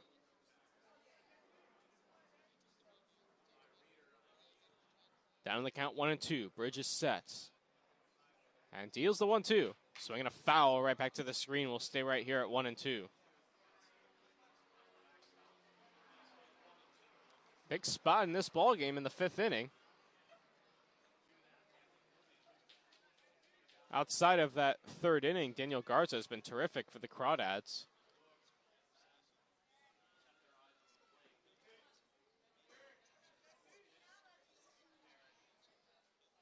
Elvis holding on Brandell at first.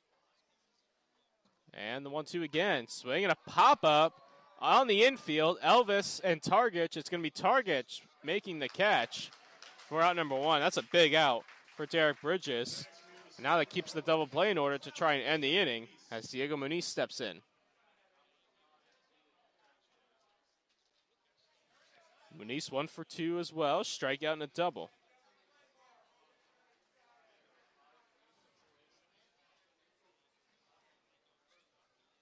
See if Bridges can get the ground ball. He does have the catcher up. Pivroff staying about even with the bag. Of course, playing double play up the middle. Artarich and McMillan.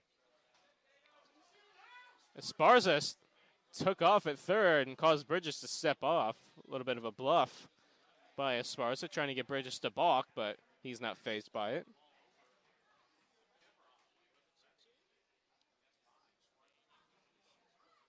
So Bridges sets the first pitch to Muniz is a bit high. 1 ball and no strikes.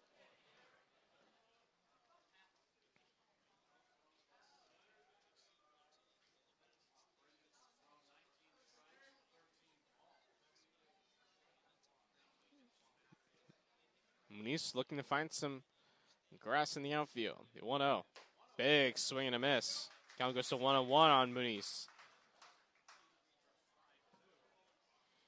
A walk to Esparza and an error by Blake Pivaroff at third have got us to this point. Runners at the corners, and then a big pop out of Jordan Thompson got us to the first out. Now we're at a 1-1 count with Diego Muniz. And pitch inside with 2 balls and a strike.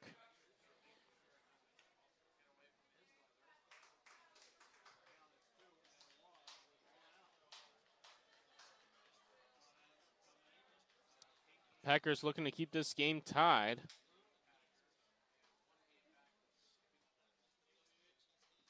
Muniz ahead in the count now, 2-1. The pitch. Swing and a high fly ball into left field. Blake underneath it. Esparza will tag. Blake makes the catch. Here comes Esparza. The throw to the plate will be cut off. Scoring is Esparza, and the Crawdads have taken a 3-2 lead.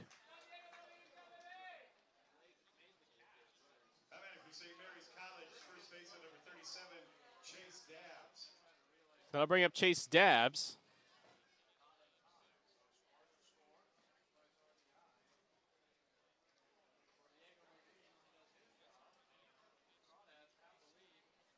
Dabbs, one for one, had a 2-run double in the first, walked in his second at bat in the third. Lefty on lefty matchup. Brandell's still at first with 2 out, and there's a breaking ball strike.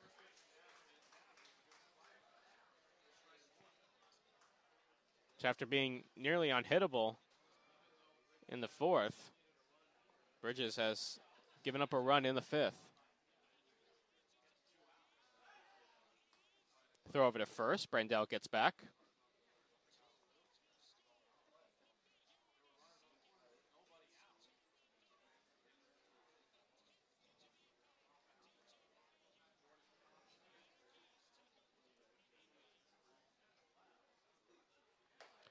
Pitch is taken for ball 1. 1 ball and 1 strike.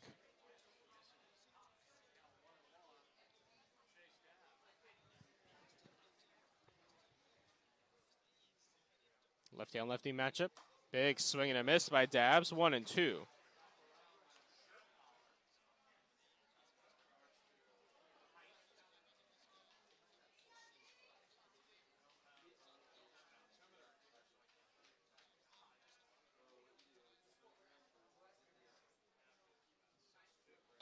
Swung on and looped into center field. Coming in, Lopez is going to get down for a base hit. Moving to second, Brandell. Backpick to second. Goes by McMillan, but Schussler backing up is able to pick it up.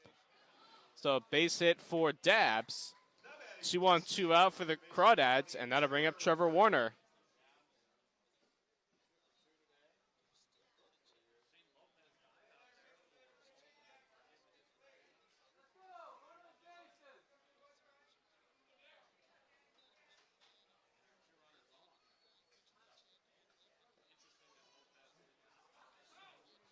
Warner 0 for 2, a pair of strikeouts.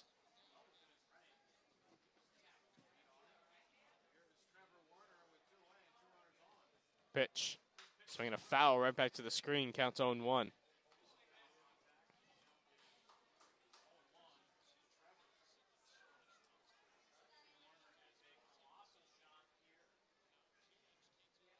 Two on, 2 out. Crawdads lead at 3-2 in the fifth.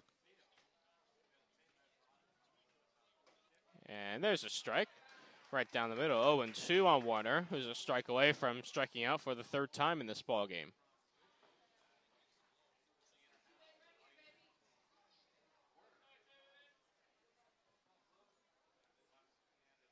Bridges sets and fires. Swing and a miss. Strike 3. Warner down on strikes for the third time tonight, but the Crawdads get a run on a hit, and they leave 2. At the end of 4.5 innings to play, 3-2 Crawdads here on the Healdsburg Prune Packer Radio Network. The Brewers advance to the National League Championship Series.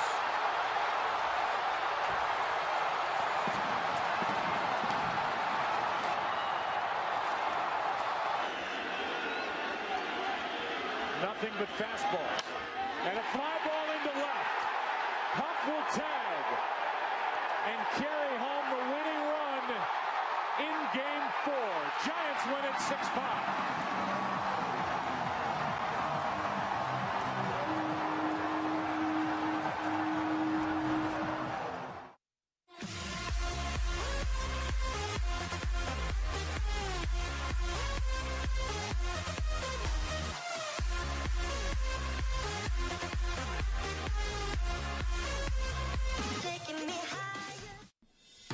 Are you paying too much for your business phones and internet?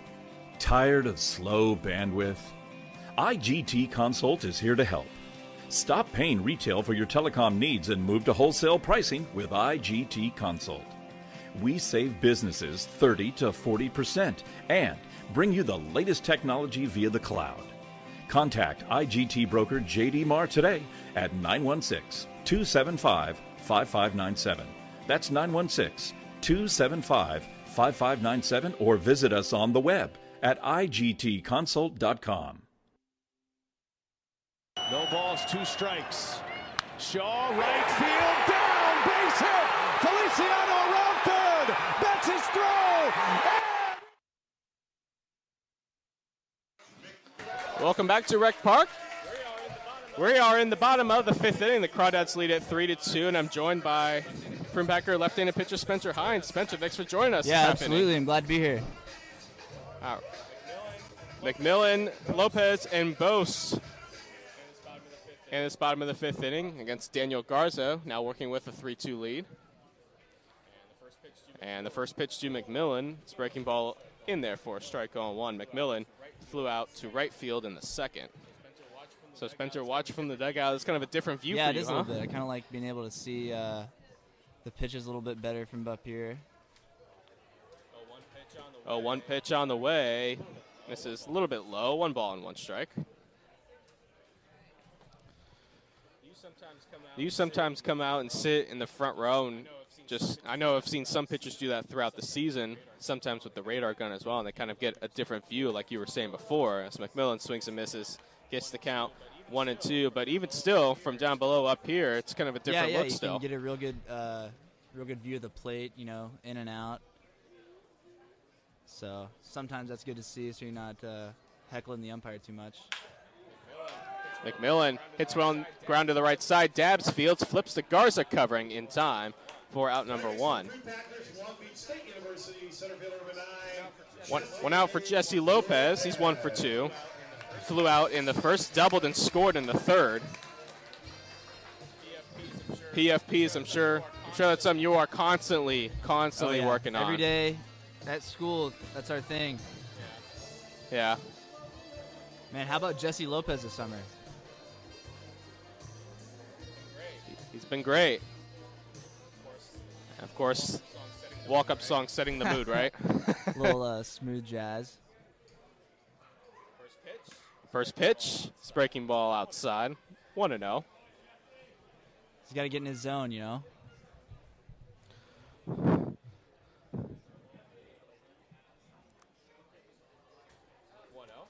1-0. There's a strike. 1 ball and 1 strike. Lopez steps out, gathers himself, and stands back in. Garza winds and deals. Oh. Breaking ball hit deep to left field. Brandel going back and catch it later baseball. Solo home run for Jesse Lopez ties the game at 3.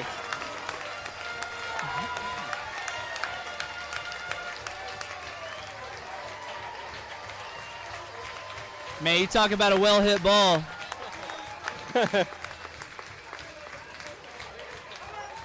That dude's really figuring some things out this year. Yeah, that pitch was definitely squared up by Lopez, and one swing has tied the game. And that'll bring up Austin Boast. Weren't you wishing you were going to do that on Wednesday? Yeah. I didn't expect him to throw a breaking ball. I thought that he would just see a pitcher there and just feed me fastballs, but he still got to get me out too. So Boast swings to the first pitch and fouls it back. 0-1. He's 0 for 2. He popped out to Esparza at short in the first, flew out to Brandel and left in the third. Yeah, Austin, he had an unbelievable day yesterday. 4 hits and 5 at-bats, had 7 RBIs. Talk about some production right there.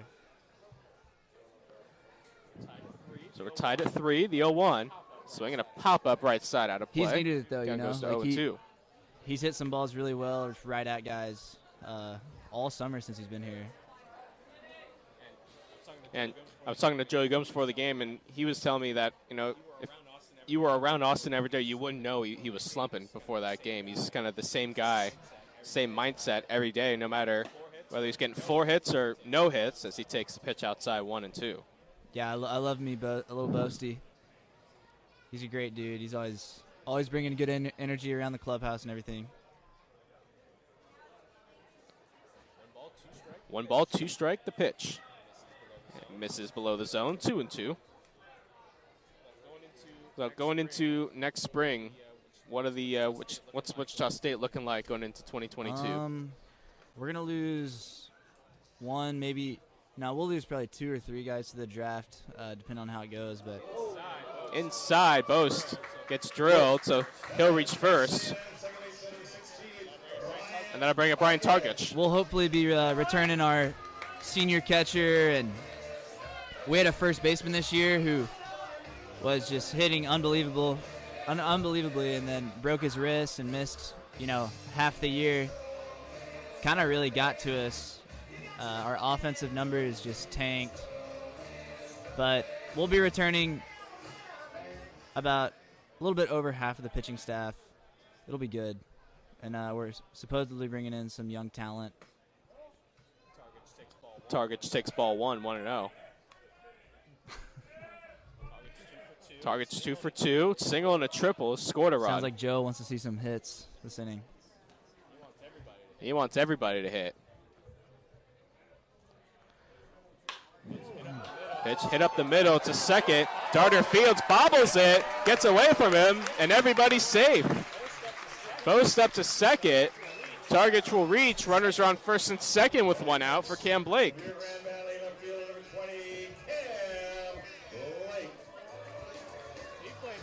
We've played about 2 or 3 years in Healdsburg. How has this season felt any different, or is this kind of a different Healdsburg summer where you guys are winning a bunch of ball games? It's been pretty par to course. Joey's just a legend with what he's teaching the kids, and our hitters are, really starting to hit their stride. But it's been good, It's Blake the weather this summer compared to my first summer out here has been amazing. I've only had a handful of 95-plus days. Including today. Today we reached 100 in the Berg, and tomorrow we're supposed to get to 106. That'll be lovely, huh?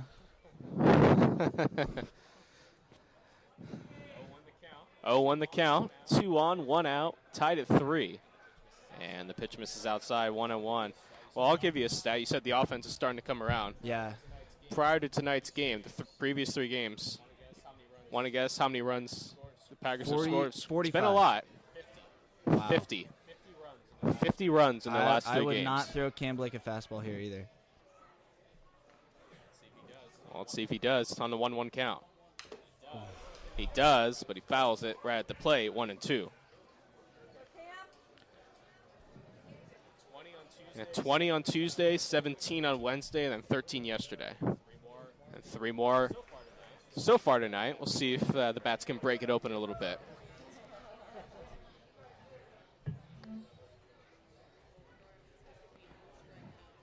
You got to think they got somebody coming in this inning too if this guy doesn't get it out right here. 1-2 outside, 2 balls and 2 strikes, and Garza was the guy that really shut down this offense last Friday. Crawdads won at 3-0. Garza went 7 innings and 3-0 Crawdad victories. Packers getting to him a little bit. 2-2.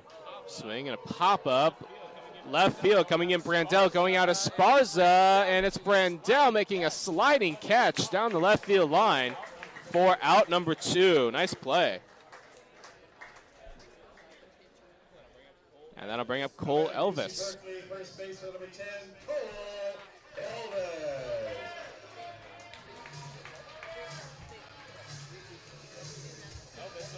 Elvis 0 for 2, struck out looking and flew out.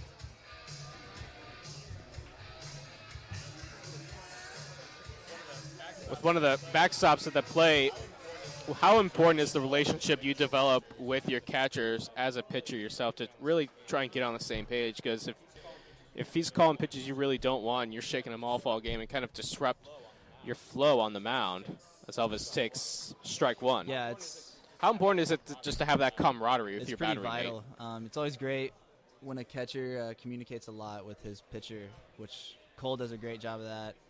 So does Kimball as well, but early in the summer it was a little weird because, we just met each other. He had never seen me pitch before, but he's caught me a lot, and yesterday we were on the same page and we were rolling. It was a fun day yesterday. Counts 1-1 on Elvis. Muniz has a conversation with Garza on the mound, and now we'll head back to his post. How much fun was 4th of July having the packed house here, sweet. Of course. 73 victory over the Santa Rosa A's. Great atmosphere, it was awesome. huh? I was kind of bummed that they didn't have the annual fireworks show, but it was for good reasons, obviously. But yeah, it was great. That was most people I think I've seen here on the 4th. That's a 1-1 fouled Other than away. The playoffs in 2019, that was probably the biggest crowd I've seen at Rec Park. And Santa Rosa also brought a lot of fans. They were making some noise as well. It's always fun playing a local team like that. Yeah. Of course, we'll see Santa Rosa again here August 2nd, final game of the regular season. As the 1-2 pitch to Elvis, broken bat to short. Esparza Fields goes to second for the force to end the inning.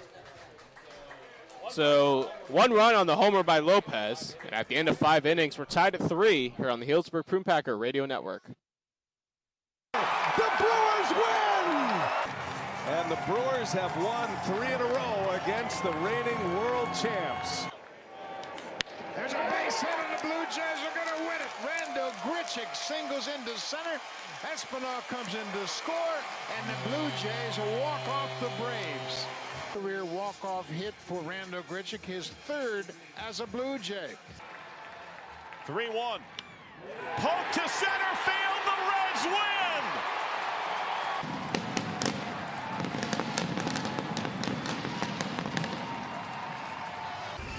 Two-two. Swing and a ball ripped right field. Betts going back. It's over his head. And the Cubs sweep the doubleheader. Cubs win. KB. 3-2. Oh! Deep right. Take a good look. You won't see it for long. What a comeback! Rockies were down 4 in the last inning. Payoff. Smoke to center field. The Reds win. Tycho pitched well, but they just kept coming, and pitch to Rizzo. Bounce to the left side. It gets through. Duffy around third. In to score. Cubs win.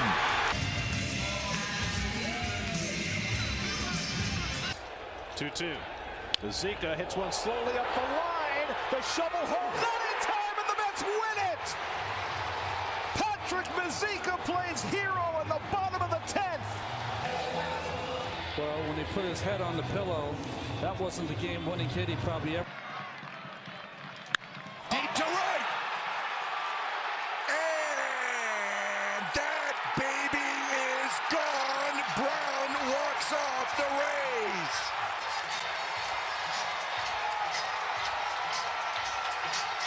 The 1-2. Dribbled slowly. This could win the game. Here comes LeMahieu, and the Yankees win. The premier pitchers in baseball, and they fought back, tied it up, and then they get to go home with a win. Strikes earlier. Driven to right field. That ball is down, and the Braves have. Top of the sixth inning, tied at 3. And I convinced Spencer to stay another half inning, so he's with us. The new pitcher for the Prune Packers, Noah Renard, and he deals the first pitch to Seth Darter, fouled back to the screen. 0-1. Renard making his 6th appearance of the season. He's 1-1 with a 2.10 earned run average. He's allowed 25 hits, just 3 walks and 21 strikeouts, and 21 in the 3rd innings to this point. He winds and deals outside. Counting him up at 1-1.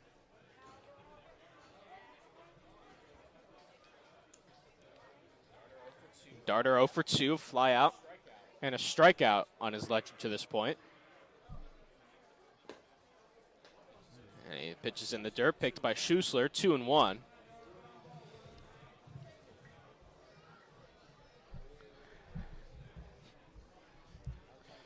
Now we're trying to keep this game tied at 3.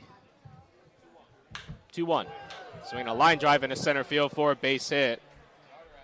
Darter has his first hit of the night, and that'll bring up Dalton Mayshore.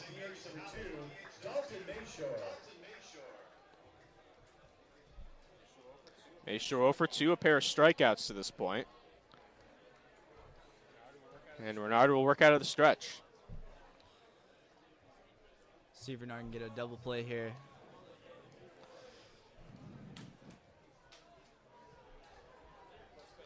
First pitch. There's a strike. 0-1.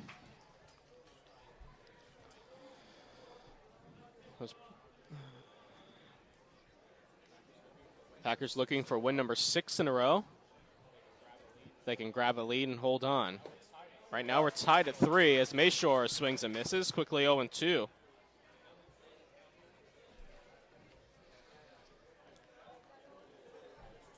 Packers 23-3 on the season. Crawdads just 12-15. 0-2. Inside. I think that got him, and yes, it did. Mayshore was clipped on the pitch. So he reaches. Going to second is Darter. 2 on, nobody out for Kuro Nozawa Burns. So now first and second, nobody out.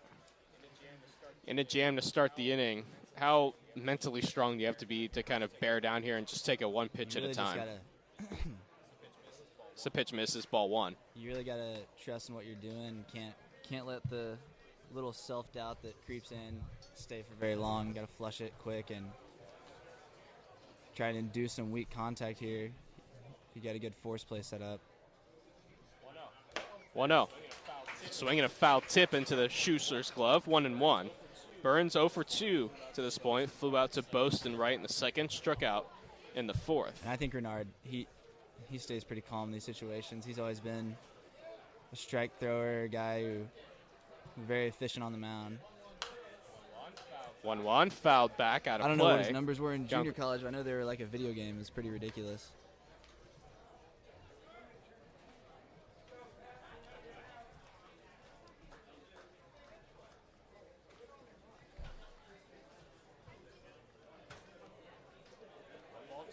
One ball, 2 strikes to count on Burns. Pitch in the dirt. Schussler able to stay in front of it.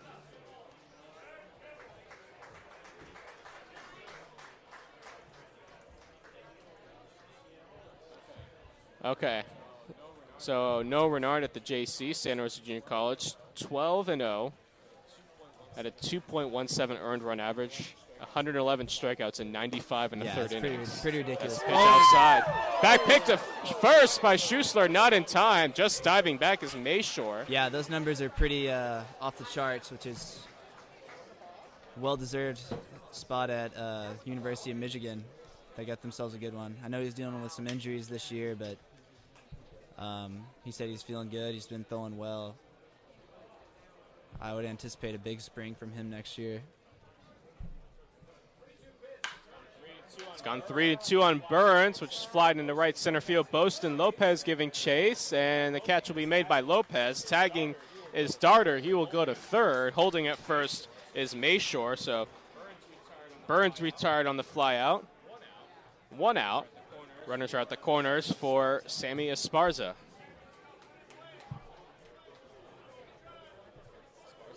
Esparza struck out in the second, walked and scored in the fifth. Sammy Esparza.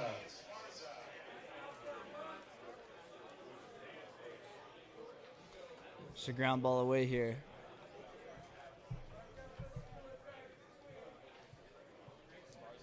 Esparza stands in.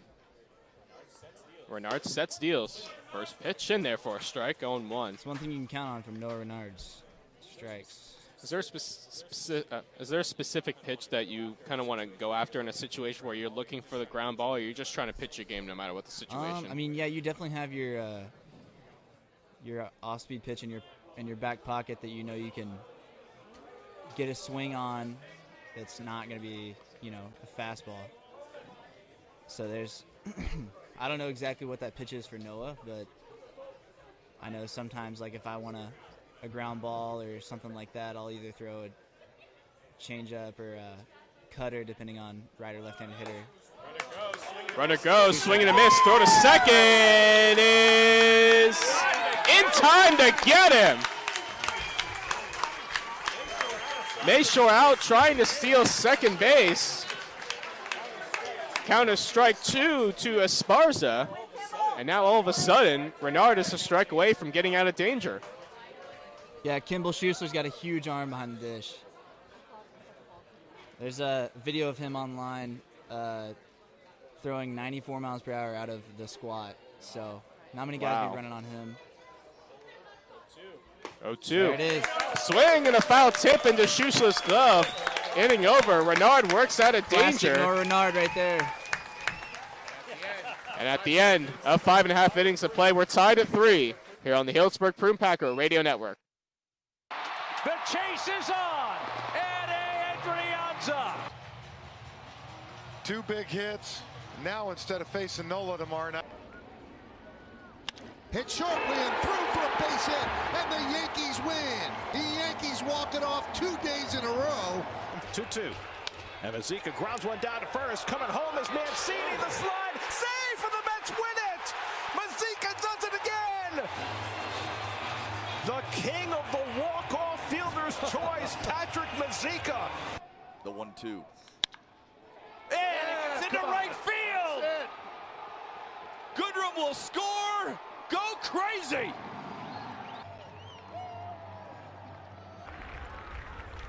Right field, get down. Indians walk it off. He drives them both home, and the Indians sweep the Cubs. Fuentes drops his ball to deep center field. Way back, Grisham can't get it. Rockies have won it. He didn't waste any time. Why would you? We've been here all day. Might as well end it. Bounces away. Here comes Straw, going to score the game winner. Miles Straw flying down the line to score the run and win it 4-3. Pitch to Polanco. And Polanco drives one out to center field. Frazier's going to tag up. He will trot home, and the Pirates in 11 innings. Game to come back and win. They played some really good defense here, especially. Phillips, line drive, into right, and the Rays win it. Brett Phillips walks it. Well, thanks to Spencer for joining me the last inning. And we're tied at 3. Heading into the bottom of the 6th inning. And the new pitcher for the Crawdads is Jackson Hewlett, the 6 foot, 175-pound right-hander out of St. Mary's College. Making his sixth appearance of the season, rather. Has allowed 11 hits, walked 6, struck out 10 in 11 and a third innings to this point. Has a 2.38 earned run average, and actually last pitch against the Packers on June 29th. In a game the Packers won 5-4. He went 3 innings, allowing 2 runs, 5 hits, walking 2, and striking out 3. 6, 7, and 8 for the Packers. And the first pitch is inside, ball 1. In his last appearance on Wednesday, he went 2 innings, allowing 2 hits, walking 1, striking out 4. Runyon stands in 0 for 2. Strikeout and a pop out. Swinging a chop it to the right side. Dabbs, fields on a couple hops. Flips to Hewlett covering for the out. For out number 1.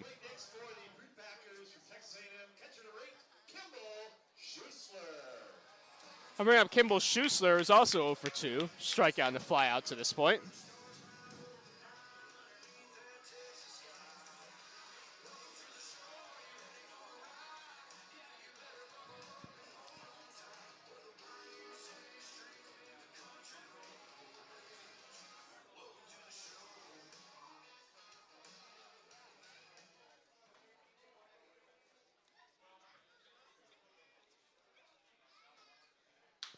Swinging a high fly ball, center field, coming in Thompson to make the catch. 1 pitch, 1 out. 2 are retired for Blake Pivaroff.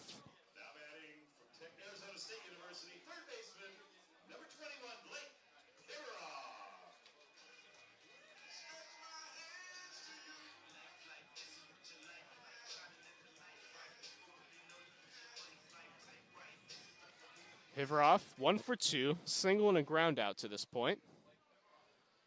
And the first pitch is low. 1 ball, no strikes.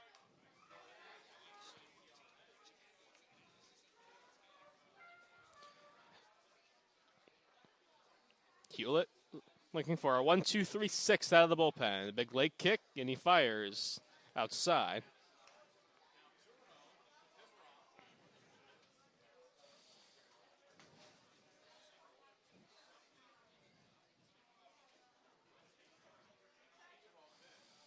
Two-0. Outside, 3-0 to Pivaroff with Ian McMillan waiting on deck.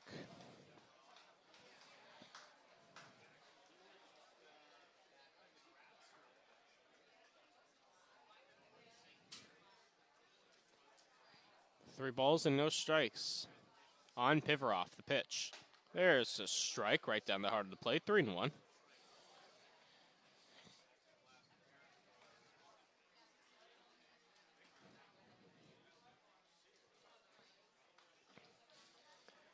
Three and 1 the count. Pitch is low, ball 4. Gets away from Muniz, so Pivaroff walks. He reaches with 2 out, and that'll bring up McMillan.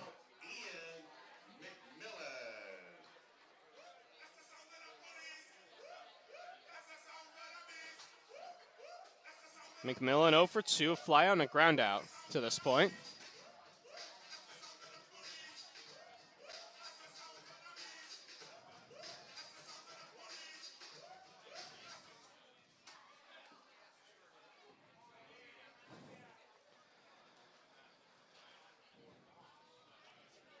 McMillan stands in with 2 out in the 6th. We're tied at 3. And a big swing and a miss, 0-1.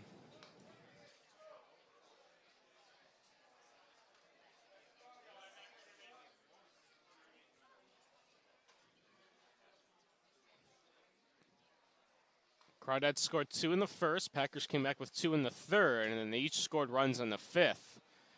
And that's where we stand at 3-3. There's a strike, 0-2 on McMillan.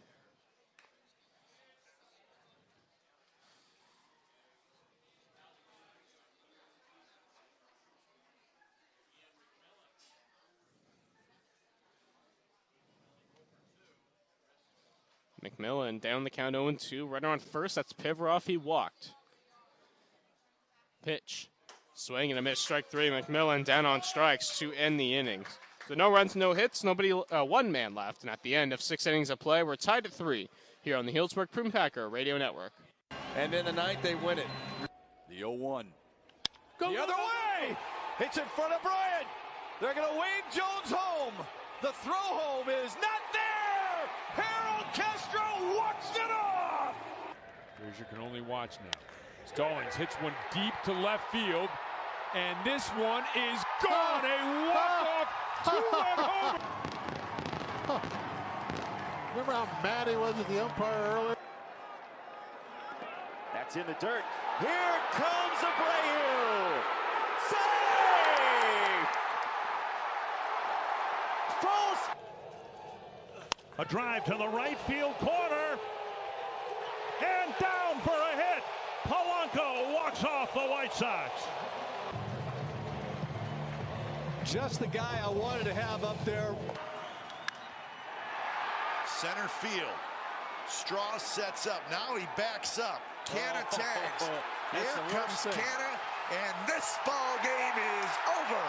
And game one of this big three-game series goes to the Athletics. That'll get to the backstop. Here comes Mateo! Padres walking off in San Diego! Wild pitch uncorked by Bard.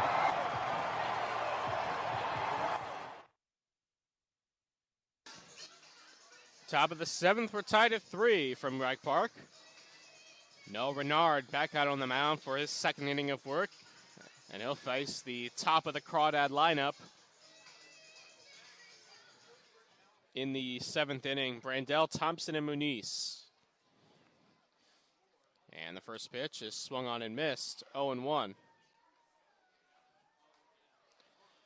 Renard got into trouble in the 6th, allowed a single and hit a batter, then got a fly out. Kimball Schuessler threw out Dalton Bayshore trying to steal second, and Renard finished off the inning with a strikeout, and now he's ahead in the count 0-2 on Brandell as he gets another swing and a miss.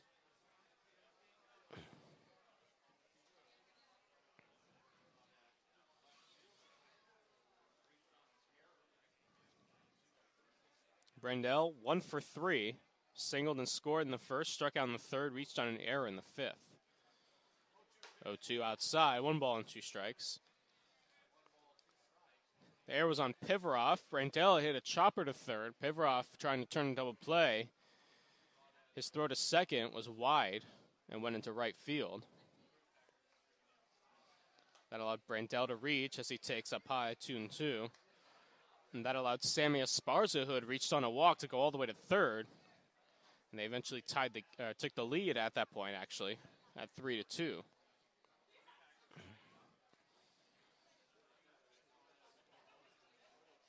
Two. Swing, hit on the ground is short. McMillan fields on the backhand. Throws across the diamond in time for the out to start the 7th.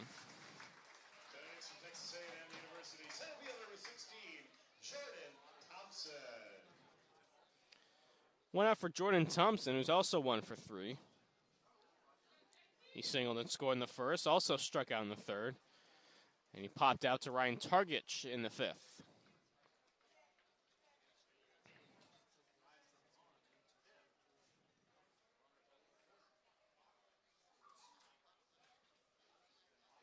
First pitch in there for a strike, 0-1. Packers will host the Solano Mudcats tomorrow night, 6 o'clock first pitch here at Rec Park.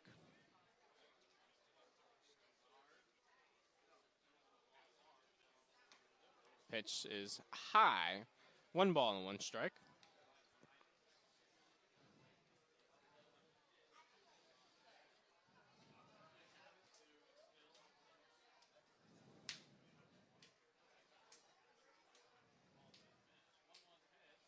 Swung on again, hit on the ground to short. McMillan fields, throws to first in time. 2 groundouts seeing McMillan, 2 outs to start the 7th. And that'll bring up Diego Muniz.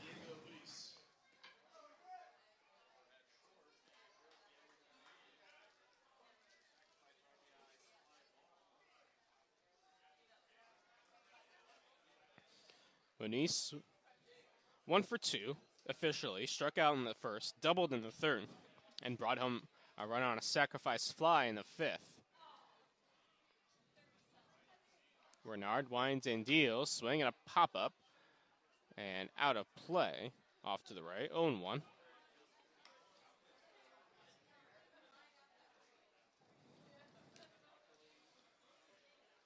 Prune baggers will have the top of the order due up on the bottom of the 7th. Lopez, Boast, and Targich. Lopez tied this game in the 5th with a home run. 0-1 pitch. Outside, 1 ball, 1 strike.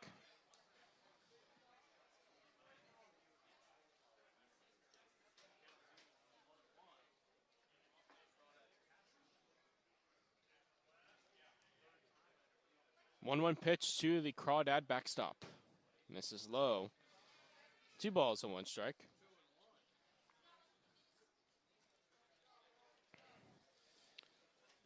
After tonight, 4 more games to the All-Star break. And the CCL All-Star game will be played next Wednesday as the pitch misses high 3-1. Game will be played next Wednesday at the MLB Youth Academy in Compton. Game will begin at 7 p.m. and be televised on Bally Sports. And the game will be replayed throughout different regions in the country in the following days as Renard deals a strike to count. We'll go full to 3-2.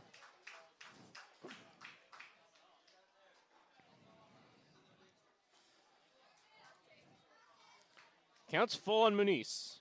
Renard hoping for a 1-2-3 7th. And Muniz pops it up out of play. We'll stay at 3-2.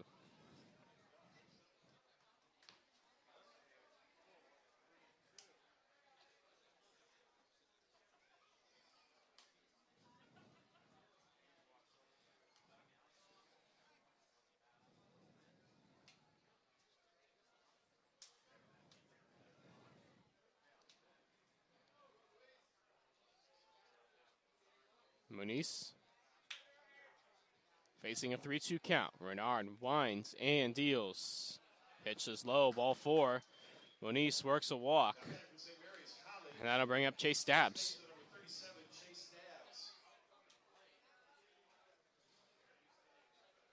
Dabbs 2 for 2 on the night.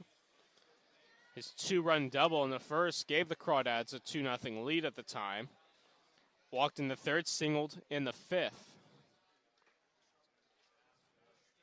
First pitch is up high, ball 1.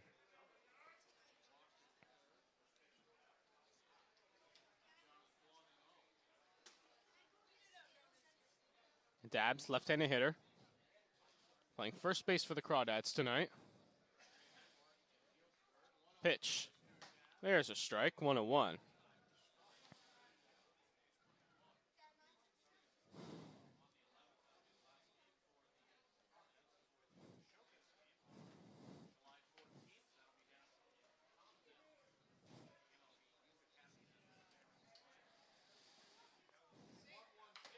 One fouled off of the mask of home plate umpire Dave Iniquez, but he looks to be okay. Count goes to 1-2.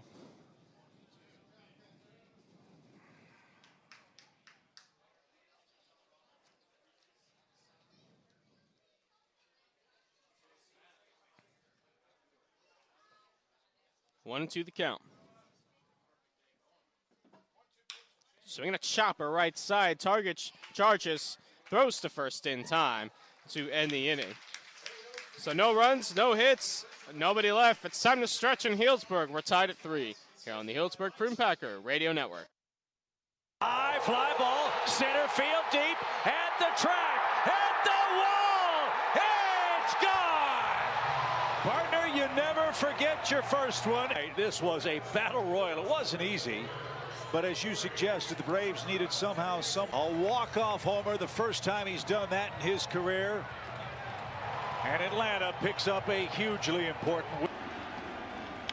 Hit sharply, a base hit to left field. Judge rounds 3rd. They're waving him home. Here's the throw. Here's the play. Yankees win 2-1. Fans go home happy.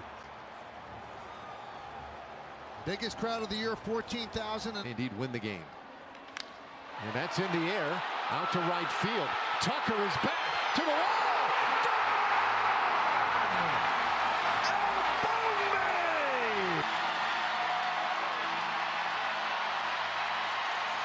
Hope that continues. Hernandez, deep right field, down the line. Good night.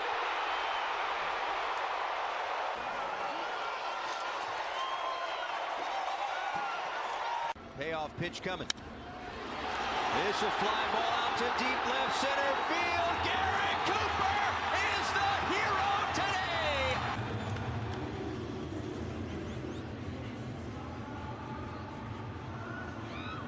And the 3-1 pitch. He walked him. The Yankees win. Yankees sweep the White Sox this weekend in the Bronx. Quiet but big way, and a little bit of a shower. In well, center field. Jones back. It's a gun, and the Royals win it. Down there at third. And this one up the middle. Smothered by Altuve. The throw will make it, and the Rangers win it. Winning run, and the Rangers take it 3-2 in 10. This ball hammered deep center field. Way back, got a chance. Ball game over. Trevor Story. Bottom of the 7th, we're tied at 3 as Hewlett's first pitch to Jesse Lopez is up and in, ball 1. Lopez 2 for 3 on the night, flew out in the first, doubled and scored in the third, and homered in the 5th in his last at bat.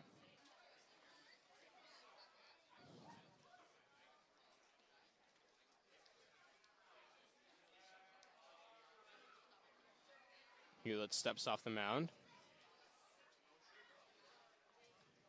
Now we are ready to get back going again. 1-0.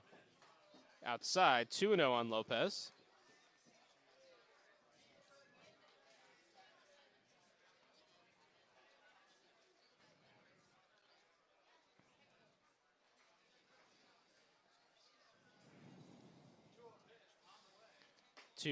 Misses outside, 3-0 on Lopez. Tied at 3, we're in the bottom of the 7th here at Rec Park. Second game of this 2-game series. Packers winning yesterday 13-5. Omen a sweep with a win tonight. 3-0 misses in the dirt, ball 4. Lopez works a walk. Leadoff runner on for the Packers, and that'll bring up Austin Boast.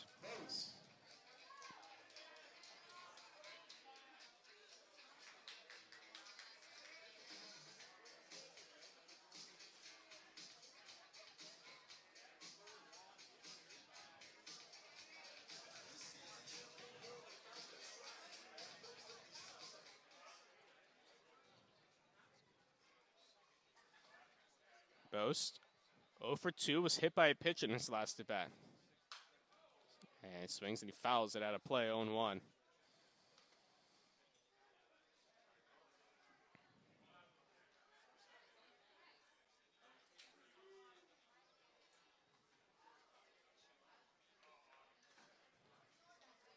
And now Hewlett will get a new baseball from home plate umpire Dave Aniquez.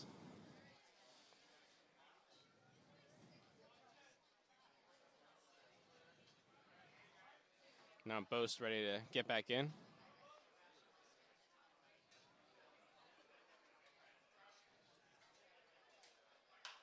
And swinging a pop-up right side, giving Chase dabs, but it'll drift out of play. Counts 0-2.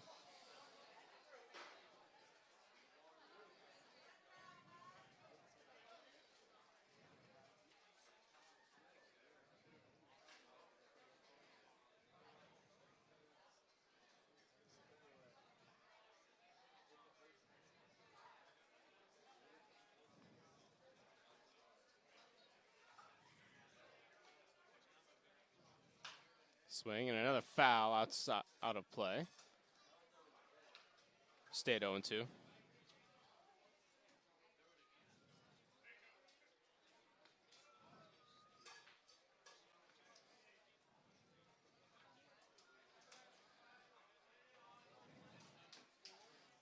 Oh, 2 on Boast. Lopez on first. 3-3 in the 7th. The pitch. Outside. 1 ball and 2 strikes.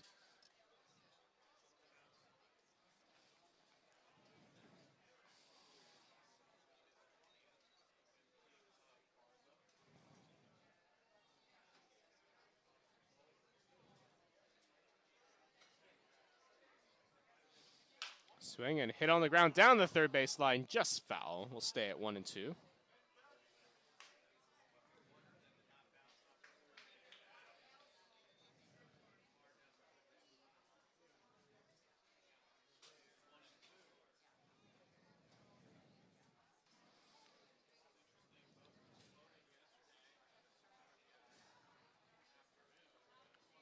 Both slightly open stance from the right side. Hewlett deals. Swing and a pop-up.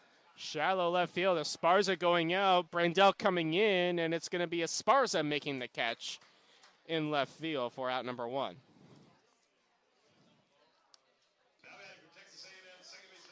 So 1 out for Ryan Targich.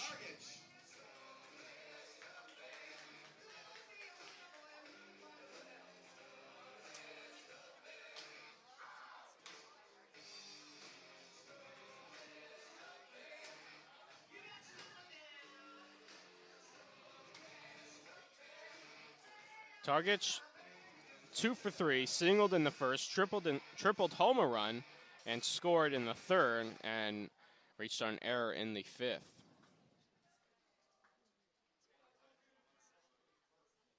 One out, one on.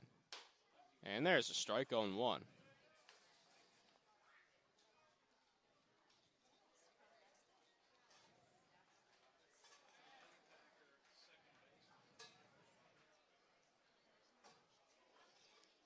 All 1 the count. Pitch misses low.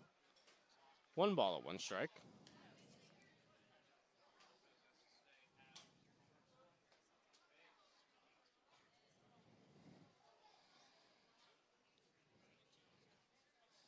Target switch hitter batting left. Runner goes. Pitch out, taken for a strike. Throw to second base. In time to get Lopez. Jesse Lopez trying to get into scoring position and is gunned down by Muniz. So 2 out now and a 1-2 count on Ryan Targich.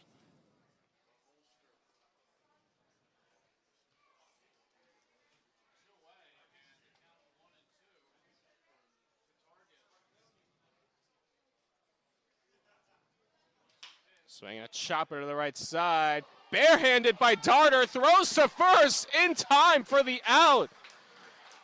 It went over the head of Chase Dabbs. Darter was right there. Grabbed it with his bare hand and made the play. And now he actually scored that play 4-1 because the pitcher, Hewlett, was covering. So no runs on no hits and nobody left. And at the end of 7 innings of play, we're tied to 3 here on the Healdsburg Prune Packer Radio Network. Home run for Trevor. And a ground ball. Base hit. Rays win it.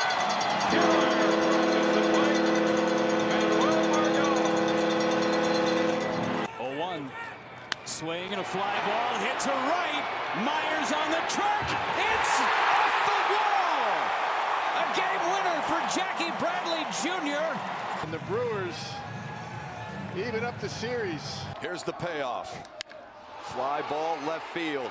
Frazier going back, measuring it. That ball is gone! We're going home on a 2-run game winner! Here, walk-off homer. The 1-2. Right field. Caught. Here comes Zimmer. And the Indians will walk it off. Fly ball right center field. That should be well deep enough. Reyes can't catch up.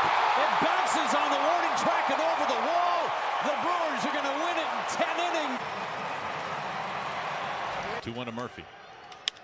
Into right field. This very well could do it. Piscotty.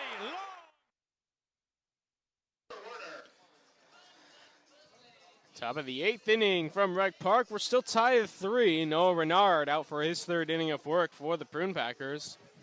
And he's going to face the 5, 6, and 7 hitters for the Crawdads. Leading off, Trevor Warner. And he swings and misses at the first pitch, 0-1.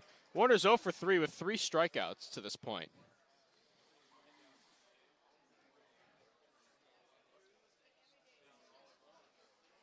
Renard hoping to keep this game tied at 3. 0-1. Swing and a pop-up right side out of play. Counts quickly 0-2.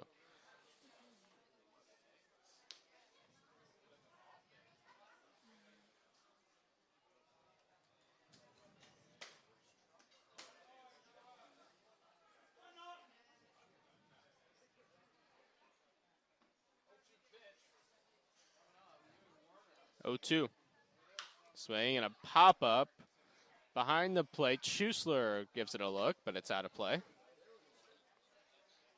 We'll stay at 0-2.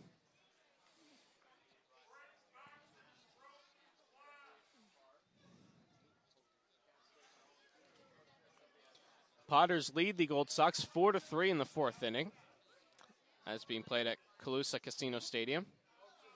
0-2, just missed outside, 1-2.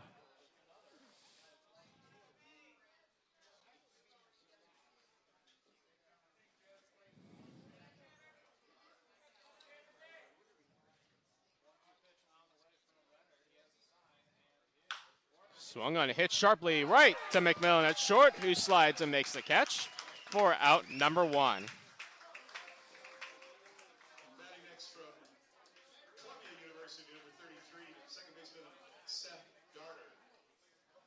So Seth Darter will stand in with 1 out in the 8th.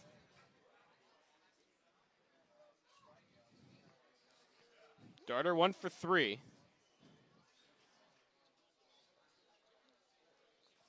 Singled in his last at bat in the 6th. And he swings and hits one in the air to right. Bose dives, and it's going to be trapped in front of him. Darter has his second hit. 1 on, 1 out.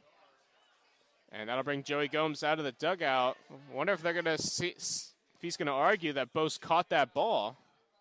Bose has his hands out saying, hey, I caught that ball. First base umpire said, no, that ball was trapped.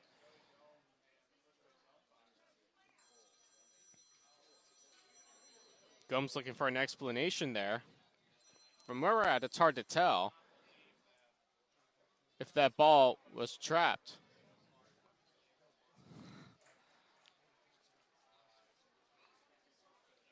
Gomes and the umpire are walking all the way out into the right field grass, having a discussion.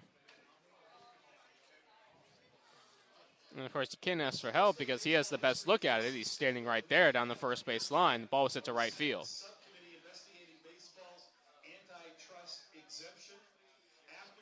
Well, there's going to be a discussion. All 3 umpires are going to meet and see if anyone else had a better look at it, although I can't imagine it. Oh, he's standing 20, 30 feet away. So I think that first base umpire would have the best look at it, but you never know. That's why Joey Gomes came out of the dugout trying to ask for assistance from either the 2 other umpires. They're meeting just to the right and behind the pitcher's mound. As of right now, it's a single for Darter. With 1 out here in the 8th, we're tied at 3 from Rec Park.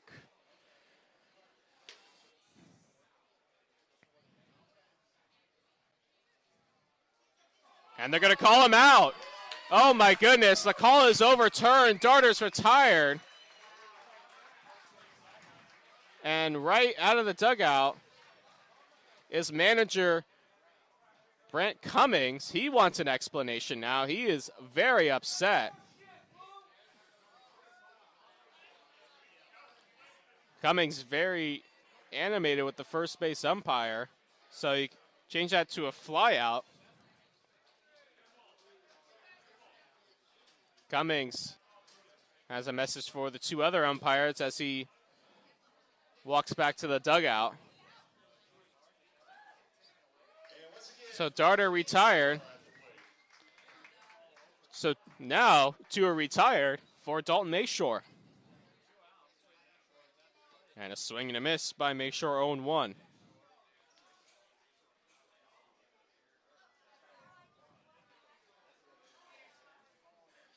Oh, 1 on Mayshore.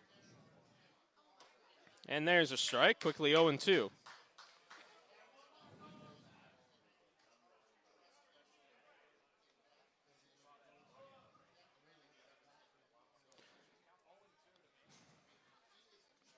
Mayshore 0 for 2 was hit by a pitch in his last at bat. Breaking ball misses upstairs, 1-2. Was thrown out trying to steal in the 6th inning. Which really helped out Renard because he was in a 1st and 3rd nobody out situation, was able to get out of it. Pitch misses in the dirt, 2-2.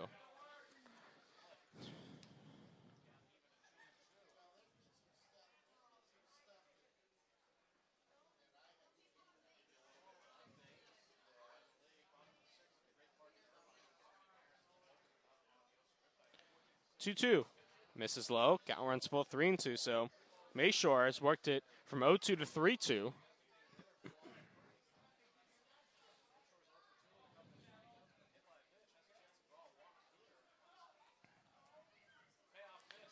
Three-two swing and a miss, strike three. Mayshore down on strikes. Renard is pumped as he leaves the mound. 3 scoreless innings for Noah Renard out of the bullpen. And we go to the bottom of the 8th inning, tied at 3 here on the Healdsburg Prune Packer Radio Network. What a great moment for Tom. It's been a struggle. We've talked about it. Tell you what, I still like Murph's odds in the middle of all that. I think you're right. What a You never imagined going to your child's funeral. We all thought Tyler was so happy, but he must have been suffering in silence. We had no idea. For too long, we've only talked about mental health behind closed doors, but we're not doing that anymore.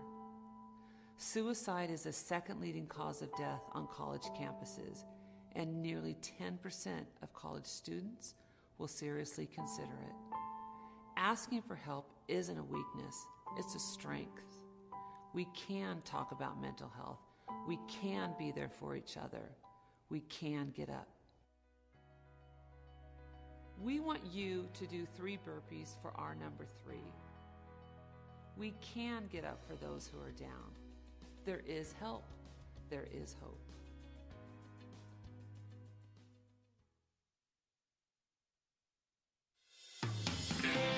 How would you like to lower your business telecom budget by 30 to 40%?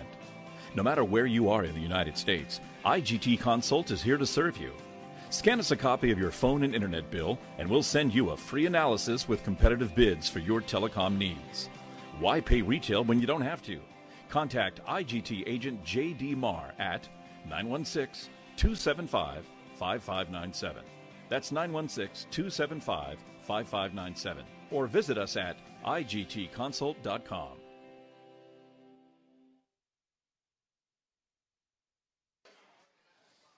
First pitch to Cam Blake to start the bottom of the 8th. Misses outside for ball 1.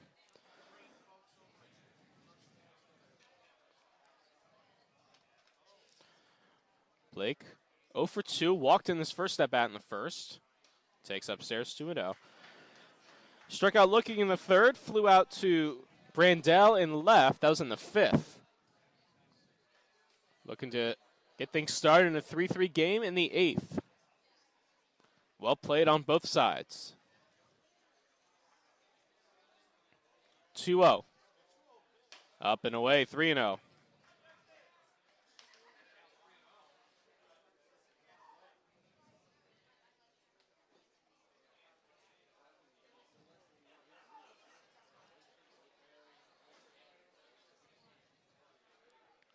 Three O's upstairs. Blake walks on 4 pitches. Potential go-ahead run is on first to start the 8th.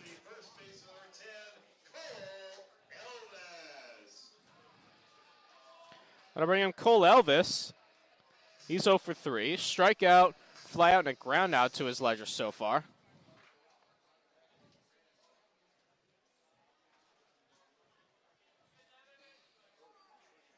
And now we'll have a meeting from the mound. Brant Cummings is going to go back to the bullpen. Hewlett's night is done. So he'll leave with the runner on first, nobody out, bottom of the 8th, and a 3-3 ball game. We'll tell you who the new pitcher is right after this here on the Healdsburg Prune Packer Radio Network. Buy me some peanuts and Cracker Jacks. I don't care if I never get back. And RC, a big bouncing ball. Cade's coming to the plate. It's gloved. The throw home. The slide. He's safe. Ball game. The Brewers win. Family Field. What a start to the season. Man, 3 in the 9th. Scoring 1 in the 10th. And the pitch. Over toward 3rd. And it's yes! Over the head of Riley down the left field line. Harper scores easily. Gene Segura was a man on a mission. Let the season begin.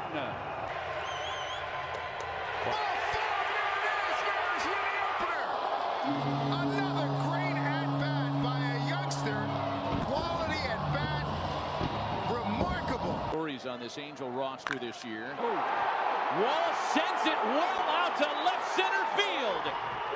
And it's gone!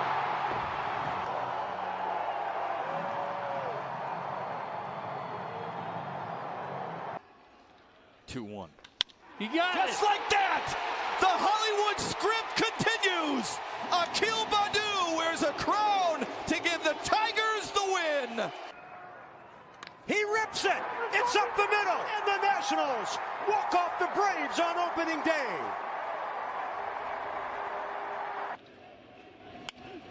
That one's driven to right field. Rosarena backing up. It's over his head!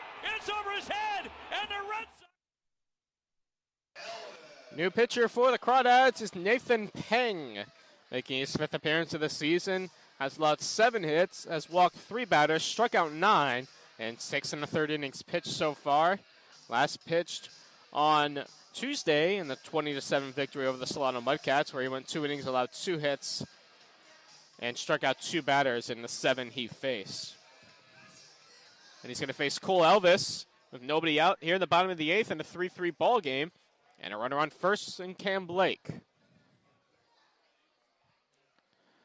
Peng sets and deals. Big swing and a miss by Elvis, 0-1. He's looking to send that ball all the way to University Drive.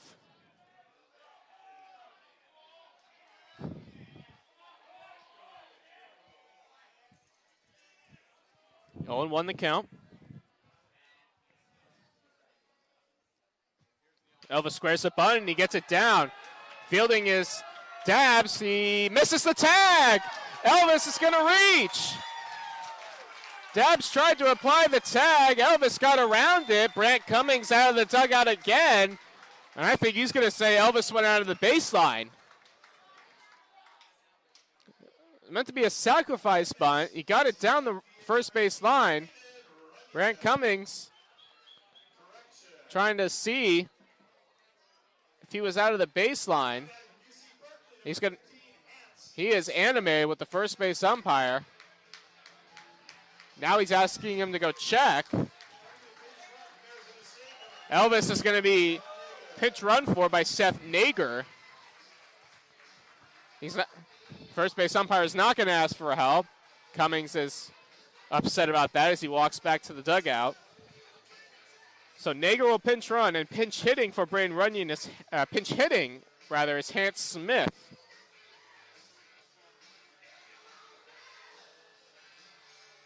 Now there's a meeting at the mound with Muniz, Warner, and the pitcher Peng. Now that's over. So Elvis' night is done. He reaches on the bunt single.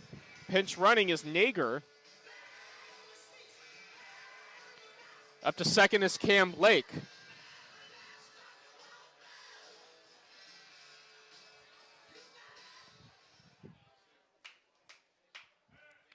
So 2 on, nobody out in bottom of the 8th. For Hans Smith, pinch hitting for Braden Runyon. Peng sets, checks Blake at second a couple times. The first pitch, Smith squares the bunt, but he takes a strike, 0-1.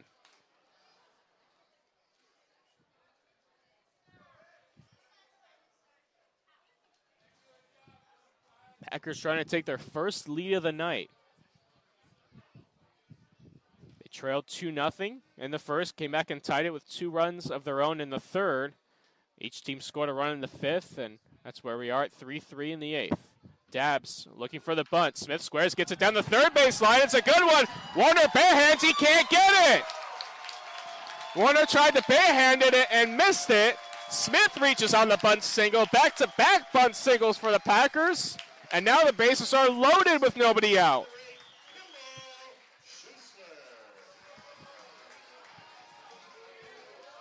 Bases loaded, nobody out for Kimball Schuessler.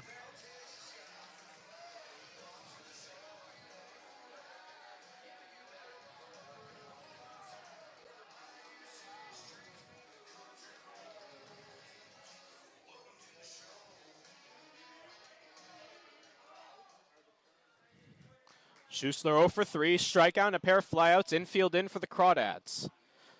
And now Peng will step off.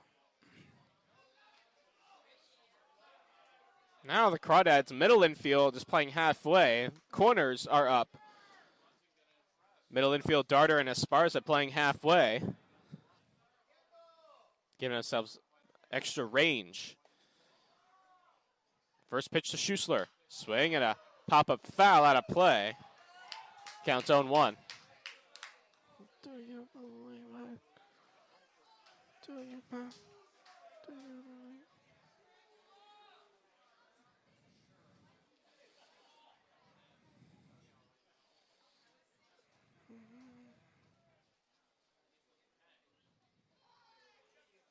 0-1 on Schussler. Now he calls time at the plate. Peng steps off now. Blake on third. He walked. Nager is on second. He pinch ran for Cole Elvis, who had a bunt single. And Smith is on first after his bunt single. He pinch hit for Braden Runyon. The 0-1. Strike two on the outside corner, 0-2.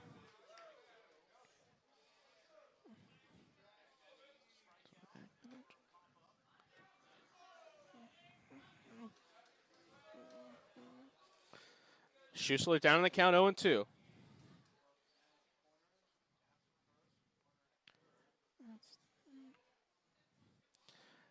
Peng sets, looking for the strikeout.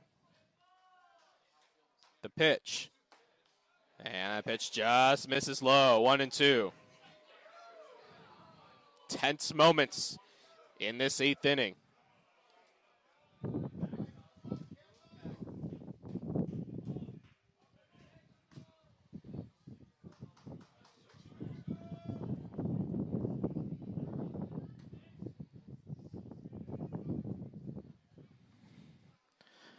Peng sets, getting ready to deal 1-2 to Kimball Schussler. Here it comes. Swinging a high chopper. It's going to be a tough play. Peng fields it. Going to throw to first. It gets by the first baseman. Dabs. Blake scores. Nager scores. Going to third. Smith up to second. Schussler.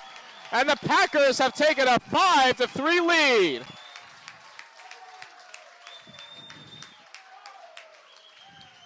We'll see how they officially score that. The throw would have gotten Schussler in time. The run would have scored anyway.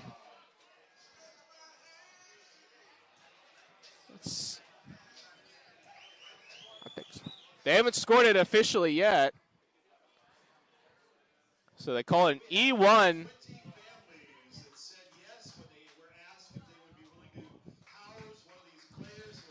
It's not going to be a single and an error. So Schussler reaches an error on Peng, and he's going to be taken out of the game. Blake and Nager score. And the Packers have their first lead of the night at 5-3 here in the bottom of the 8th inning. The Crawdads going back to the bullpen. And we'll tell you who that new pitcher is right after this here on the Healdsburg Prune Packer Radio Network. We believe student athletes should never have to suffer in silence. We believe the stigma surrounding mental health needs to end. We believe you don't have to walk alone. Thousands are here, surrounding you in battle. Together, we will walk. Together, we remind you that your life has value. Together, we raise 3, because mental health matters, and there is hope.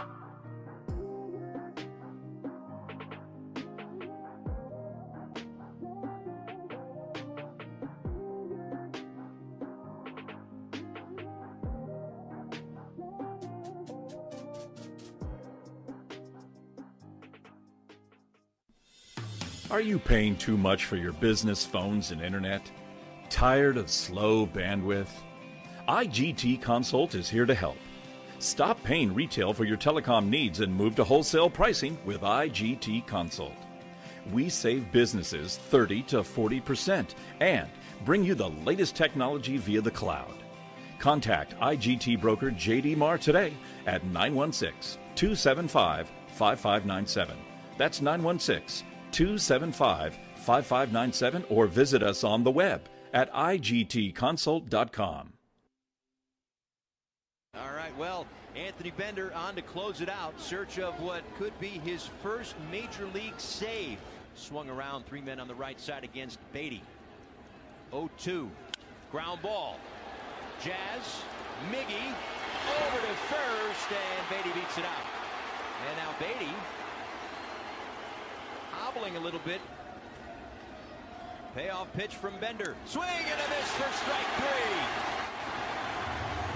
3. 2 outs in the ninth. Yeah, we talk about this lethal combination all the time between the power sinker at 97 miles an hour, the sweeping action of his slider at 85.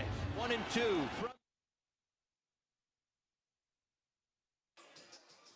Torrin Montgomery will pinch hit for Blake Piveroff as Crawdads bringing the lefty Ty Atkins.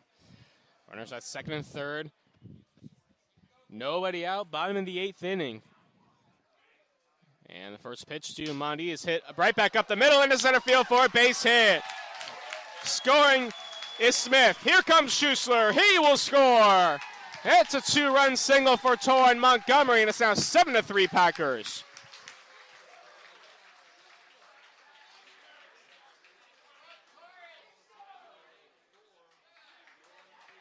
Four runs home in this inning. It's still nobody out.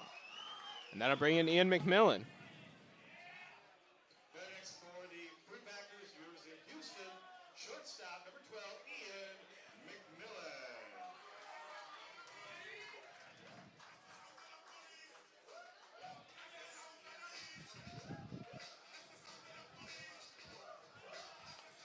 McMillan. McMillan 0 for 3. Fly out, a ground out, and a strikeout. The lefty Atkins deals. McMillan squares the bunt, and it's foul. Counts 0-1.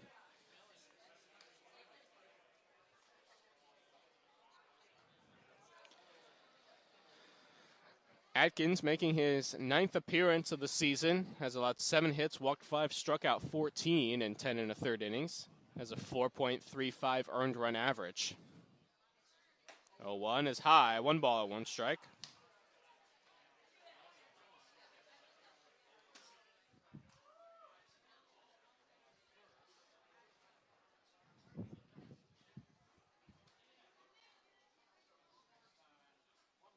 One fouled at the plate. Count goes to 1-2 on McMillan.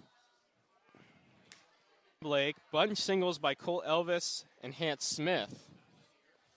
Loaded the bases. Kimmel Schussler had a high chopper. He reached, and then throwing air by Nathan Pang, the pitcher at the time, scored 2 runs. As McMillan fouls it back to the screen, will stay at 1-2. And then a 2-run single by Torrin Montgomery have us at 7-3. And now Ian McMillan up with a 1-2 count.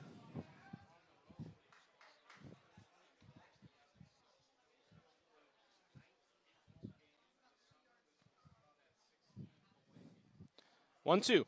Breaking ball, hit down the third baseline, foul. We'll stay at 1-2.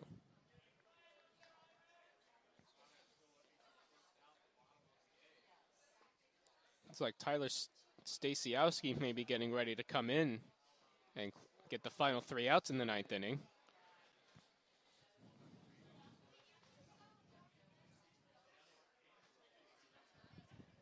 Now we're going to have some delay down the first base line. Not exactly sure what the problem is, but I guess it's been resolved now. So McMillan stands in. Down the count, 1-2, nobody out. Montgomery on first. The Packers lead it 7-3. We're in the bottom of the 8th inning. The pitch. So another foul right back to the screen. We'll stay right here at 1-2. Well, and I'll tell you what, the momentum shifted when the call was reversed with Seth Darter, when he apparently singled and then the call was overturned to rule it an out. I think that was a deflating moment for the Crawdads. 1-2, popped up, foul, out of play once again. Great at bat by Ian McMillan.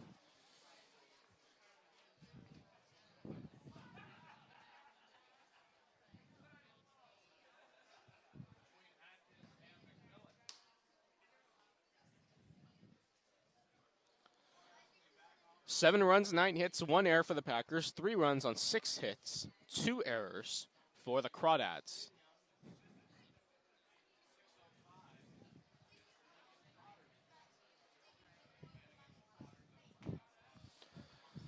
Atkins sets. And the lefty deals. Just missed inside, maybe a little bit low as well. 2-2. And if the Packers are able to hold on and get the final 3 outs, I'm sure the win would go to Noah Renard. He pitched 3 scoreless innings out of the bullpen. 2-2, swing and a foul tip into the glove from Muniz behind the plate. Strike 3, McMillan is now 0 for 4. And now bring up Jesse Lopez.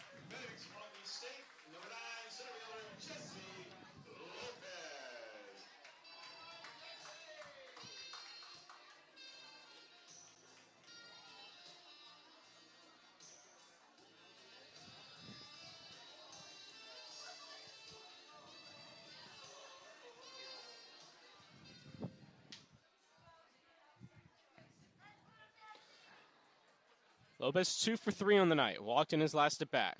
And he takes a breaking ball in there for a strike 0-1. Flew out in the first to Thompson in center. Doubled and scored in the third and homered in the fifth. That tied the game at 3.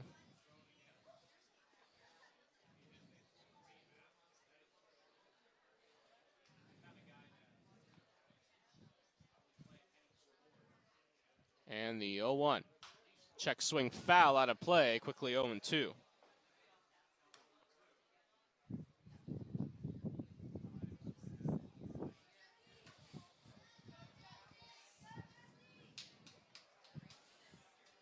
Lopez trying to extend the inning. Already a crooked number in this 8th inning for the Packers. They've scored 4 times. They lead it 7-3.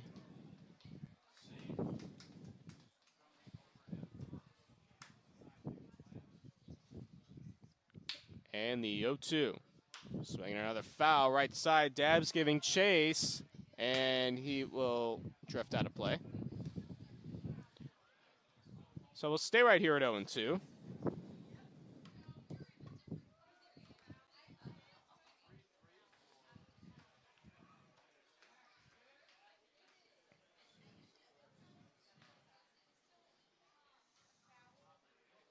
Adkins hoping to keep it at 4.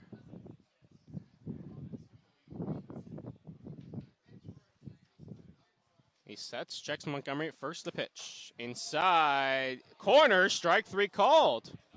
Apparently, Lopez down looking, he didn't think so. He has a word with the home plate umpire. So 2 out, and that'll bring up Austin Boast.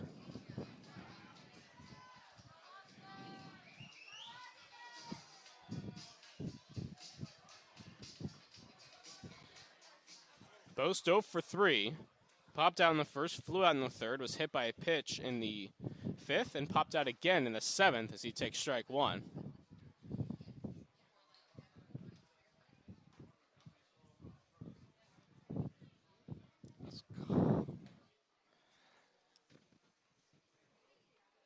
Runner goes. Pitch hit down the first base line, foul. It sounded like a broken bat. Counts 0-2 on Boast, and he'll have to get himself a new piece of lumber.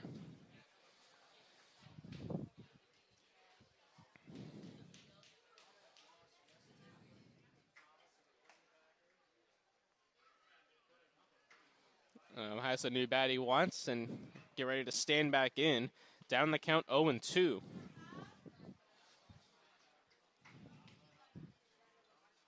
No balls, 2 strikes, 2 out, 1 on. 4 runs home in this bottom of the 8th inning. The Packers will lead it 7-3. Looking for win number 6 in a row. And the pitch, swinging a foul, out of play. We'll stay right here at 0-2. Sun is completely set. We're down to 75 degrees at Rec Park as we come up on 9 p.m. local time.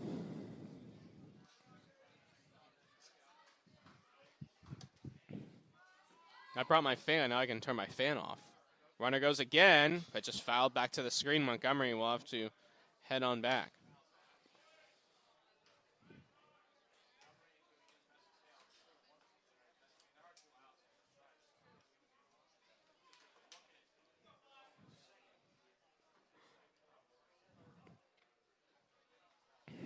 Boast, who had such a great day yesterday, It's been held quiet here tonight.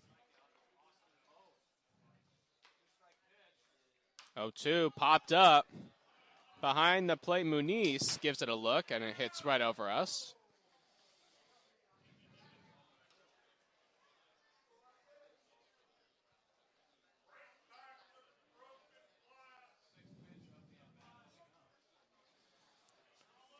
If Bose can reach and give Targich an at-bat, the Packers would have batted around in the 8th. 0-2 swing and a miss, strike 3. That will not happen as Bose is down on strikes. But the Packers come off the deck to score 4 runs on 4 hits, and they leave 1. And at the end of 8 innings of play, the Packers lead it 7-3 here on the Hillsburg Prune Packer Radio Network. Muncy pops this one up. Birdie is underneath it. It's a Marlins win. The win streak comes to an end at 9 for the Dodgers. The Marlins bounce back on a night where the place was jumping and the Marlins had little to few options, it seemed, in the bullpen. Anthony Bender collects his first major league save. Not just that play in general. The Phillies have had a really bad year defensively. And is that number 1? Andrew Vaughn. I told you guys this would be the night. Andrew Vaughn picks up his first big league home run. Had that feeling in my bad knee, guys. Turn the lights on at least. See the kid run around the bases. There we go. He spit on the changeup the pitch before. It looked like he was seeing the ball really well, and then he got something a little up, hammered it. A 2-run shot. White Sox doubling up the Twins. He's 23 years old, 3rd overall pick, top bat, coming out in the 2019 draft. He was the 12th overall prospect according to MLB.com. He is as polished of a college player in terms of offensive skills as we've seen, and that right there was his first big league home run. Andrew Vaughn charges this ball up into right field. We are tied. Andrew Vaughn lights up Chapman. We are level at 4. The first run he's allowed all year in the earned column.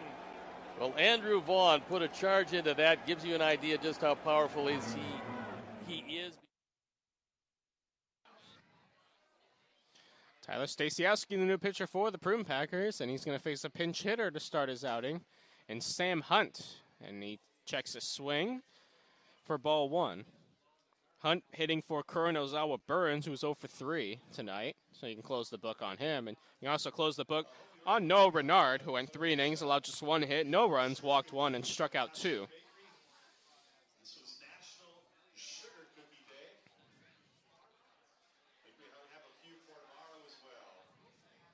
Stasiowski making his 5th appearance as Schussler goes out to have a meeting.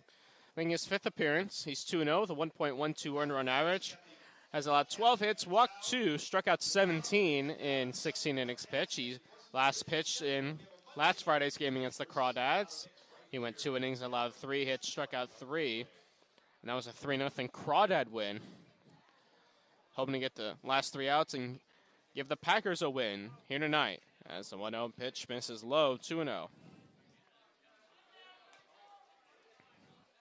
Another pinch hitter on deck for the Crawdads, Anthony Pamilia.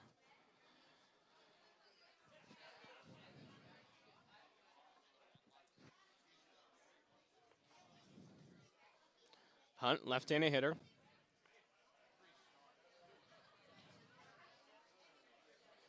Swung a hit on the ground to short. McMillan fields. Throws to first in time for out number 1.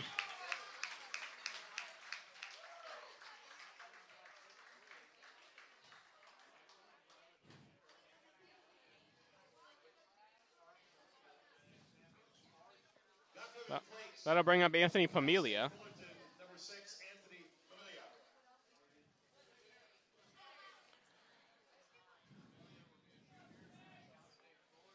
So defensive changes for the Packers after a couple substitutions in that bottom of the 8th we'll give to you after this first pitch from Stasiowski. And it's a swing and a miss by Pamilia, 0-1. So the new infield from left to right. Bost, McMillan, from third to first, rather. Boast, McMillan, Targich, and Montgomery. And in the outfield from left to right, Blake, Lopez, and Nager. The 0-1. Breaking ball in there for a strike. 0-2.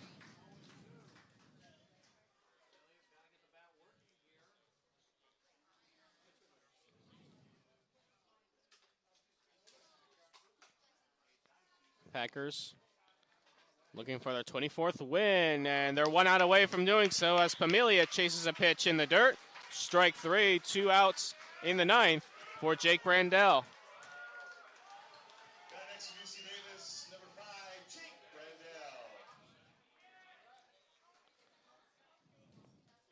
Brandell 1 for 4, singled and scored in the first, struck out in the third, reached on an error in the 5th, and grounded out in the 7th, getting his 5th plate appearance of the night. And he takes a pitch low, ball 1.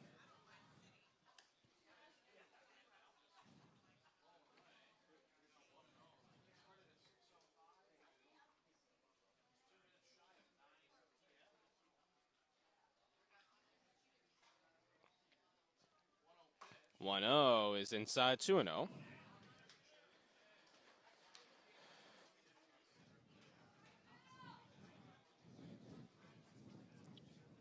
Mudcats are in town tomorrow night, 6 p.m. first pitch right here at Rec Park. We'll have it for you here on Mixler.com/Prune Packers and on our YouTube channel, Packers Baseball Network, as Stacey Howski goes 3-0 on Brandell.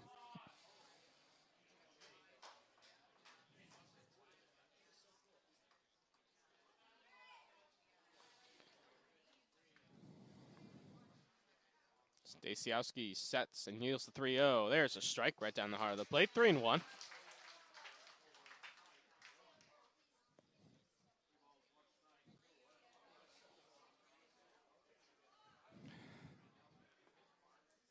Jordan Thompson waits on deck for the Crawdads. 3-1. Swinging a pop-up out of play, and the Crawdads are down to their final strike.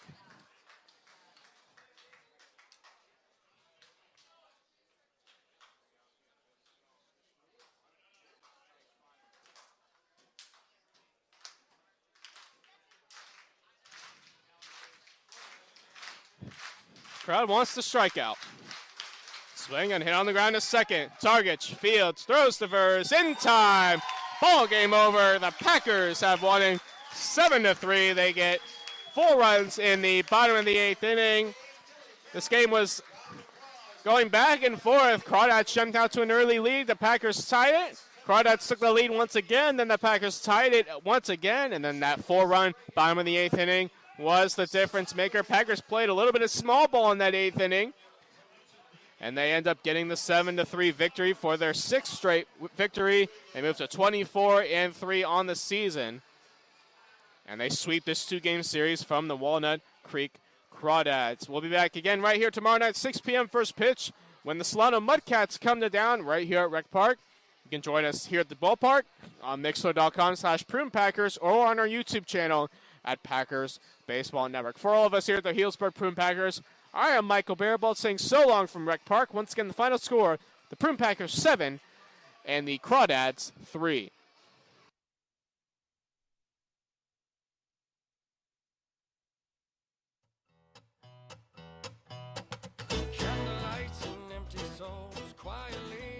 Ladies and gentlemen, that is the ball game tonight. The Packers have won against the Walnut Creek Crawdads in both games in this 2-game series. The final score today was 7-3.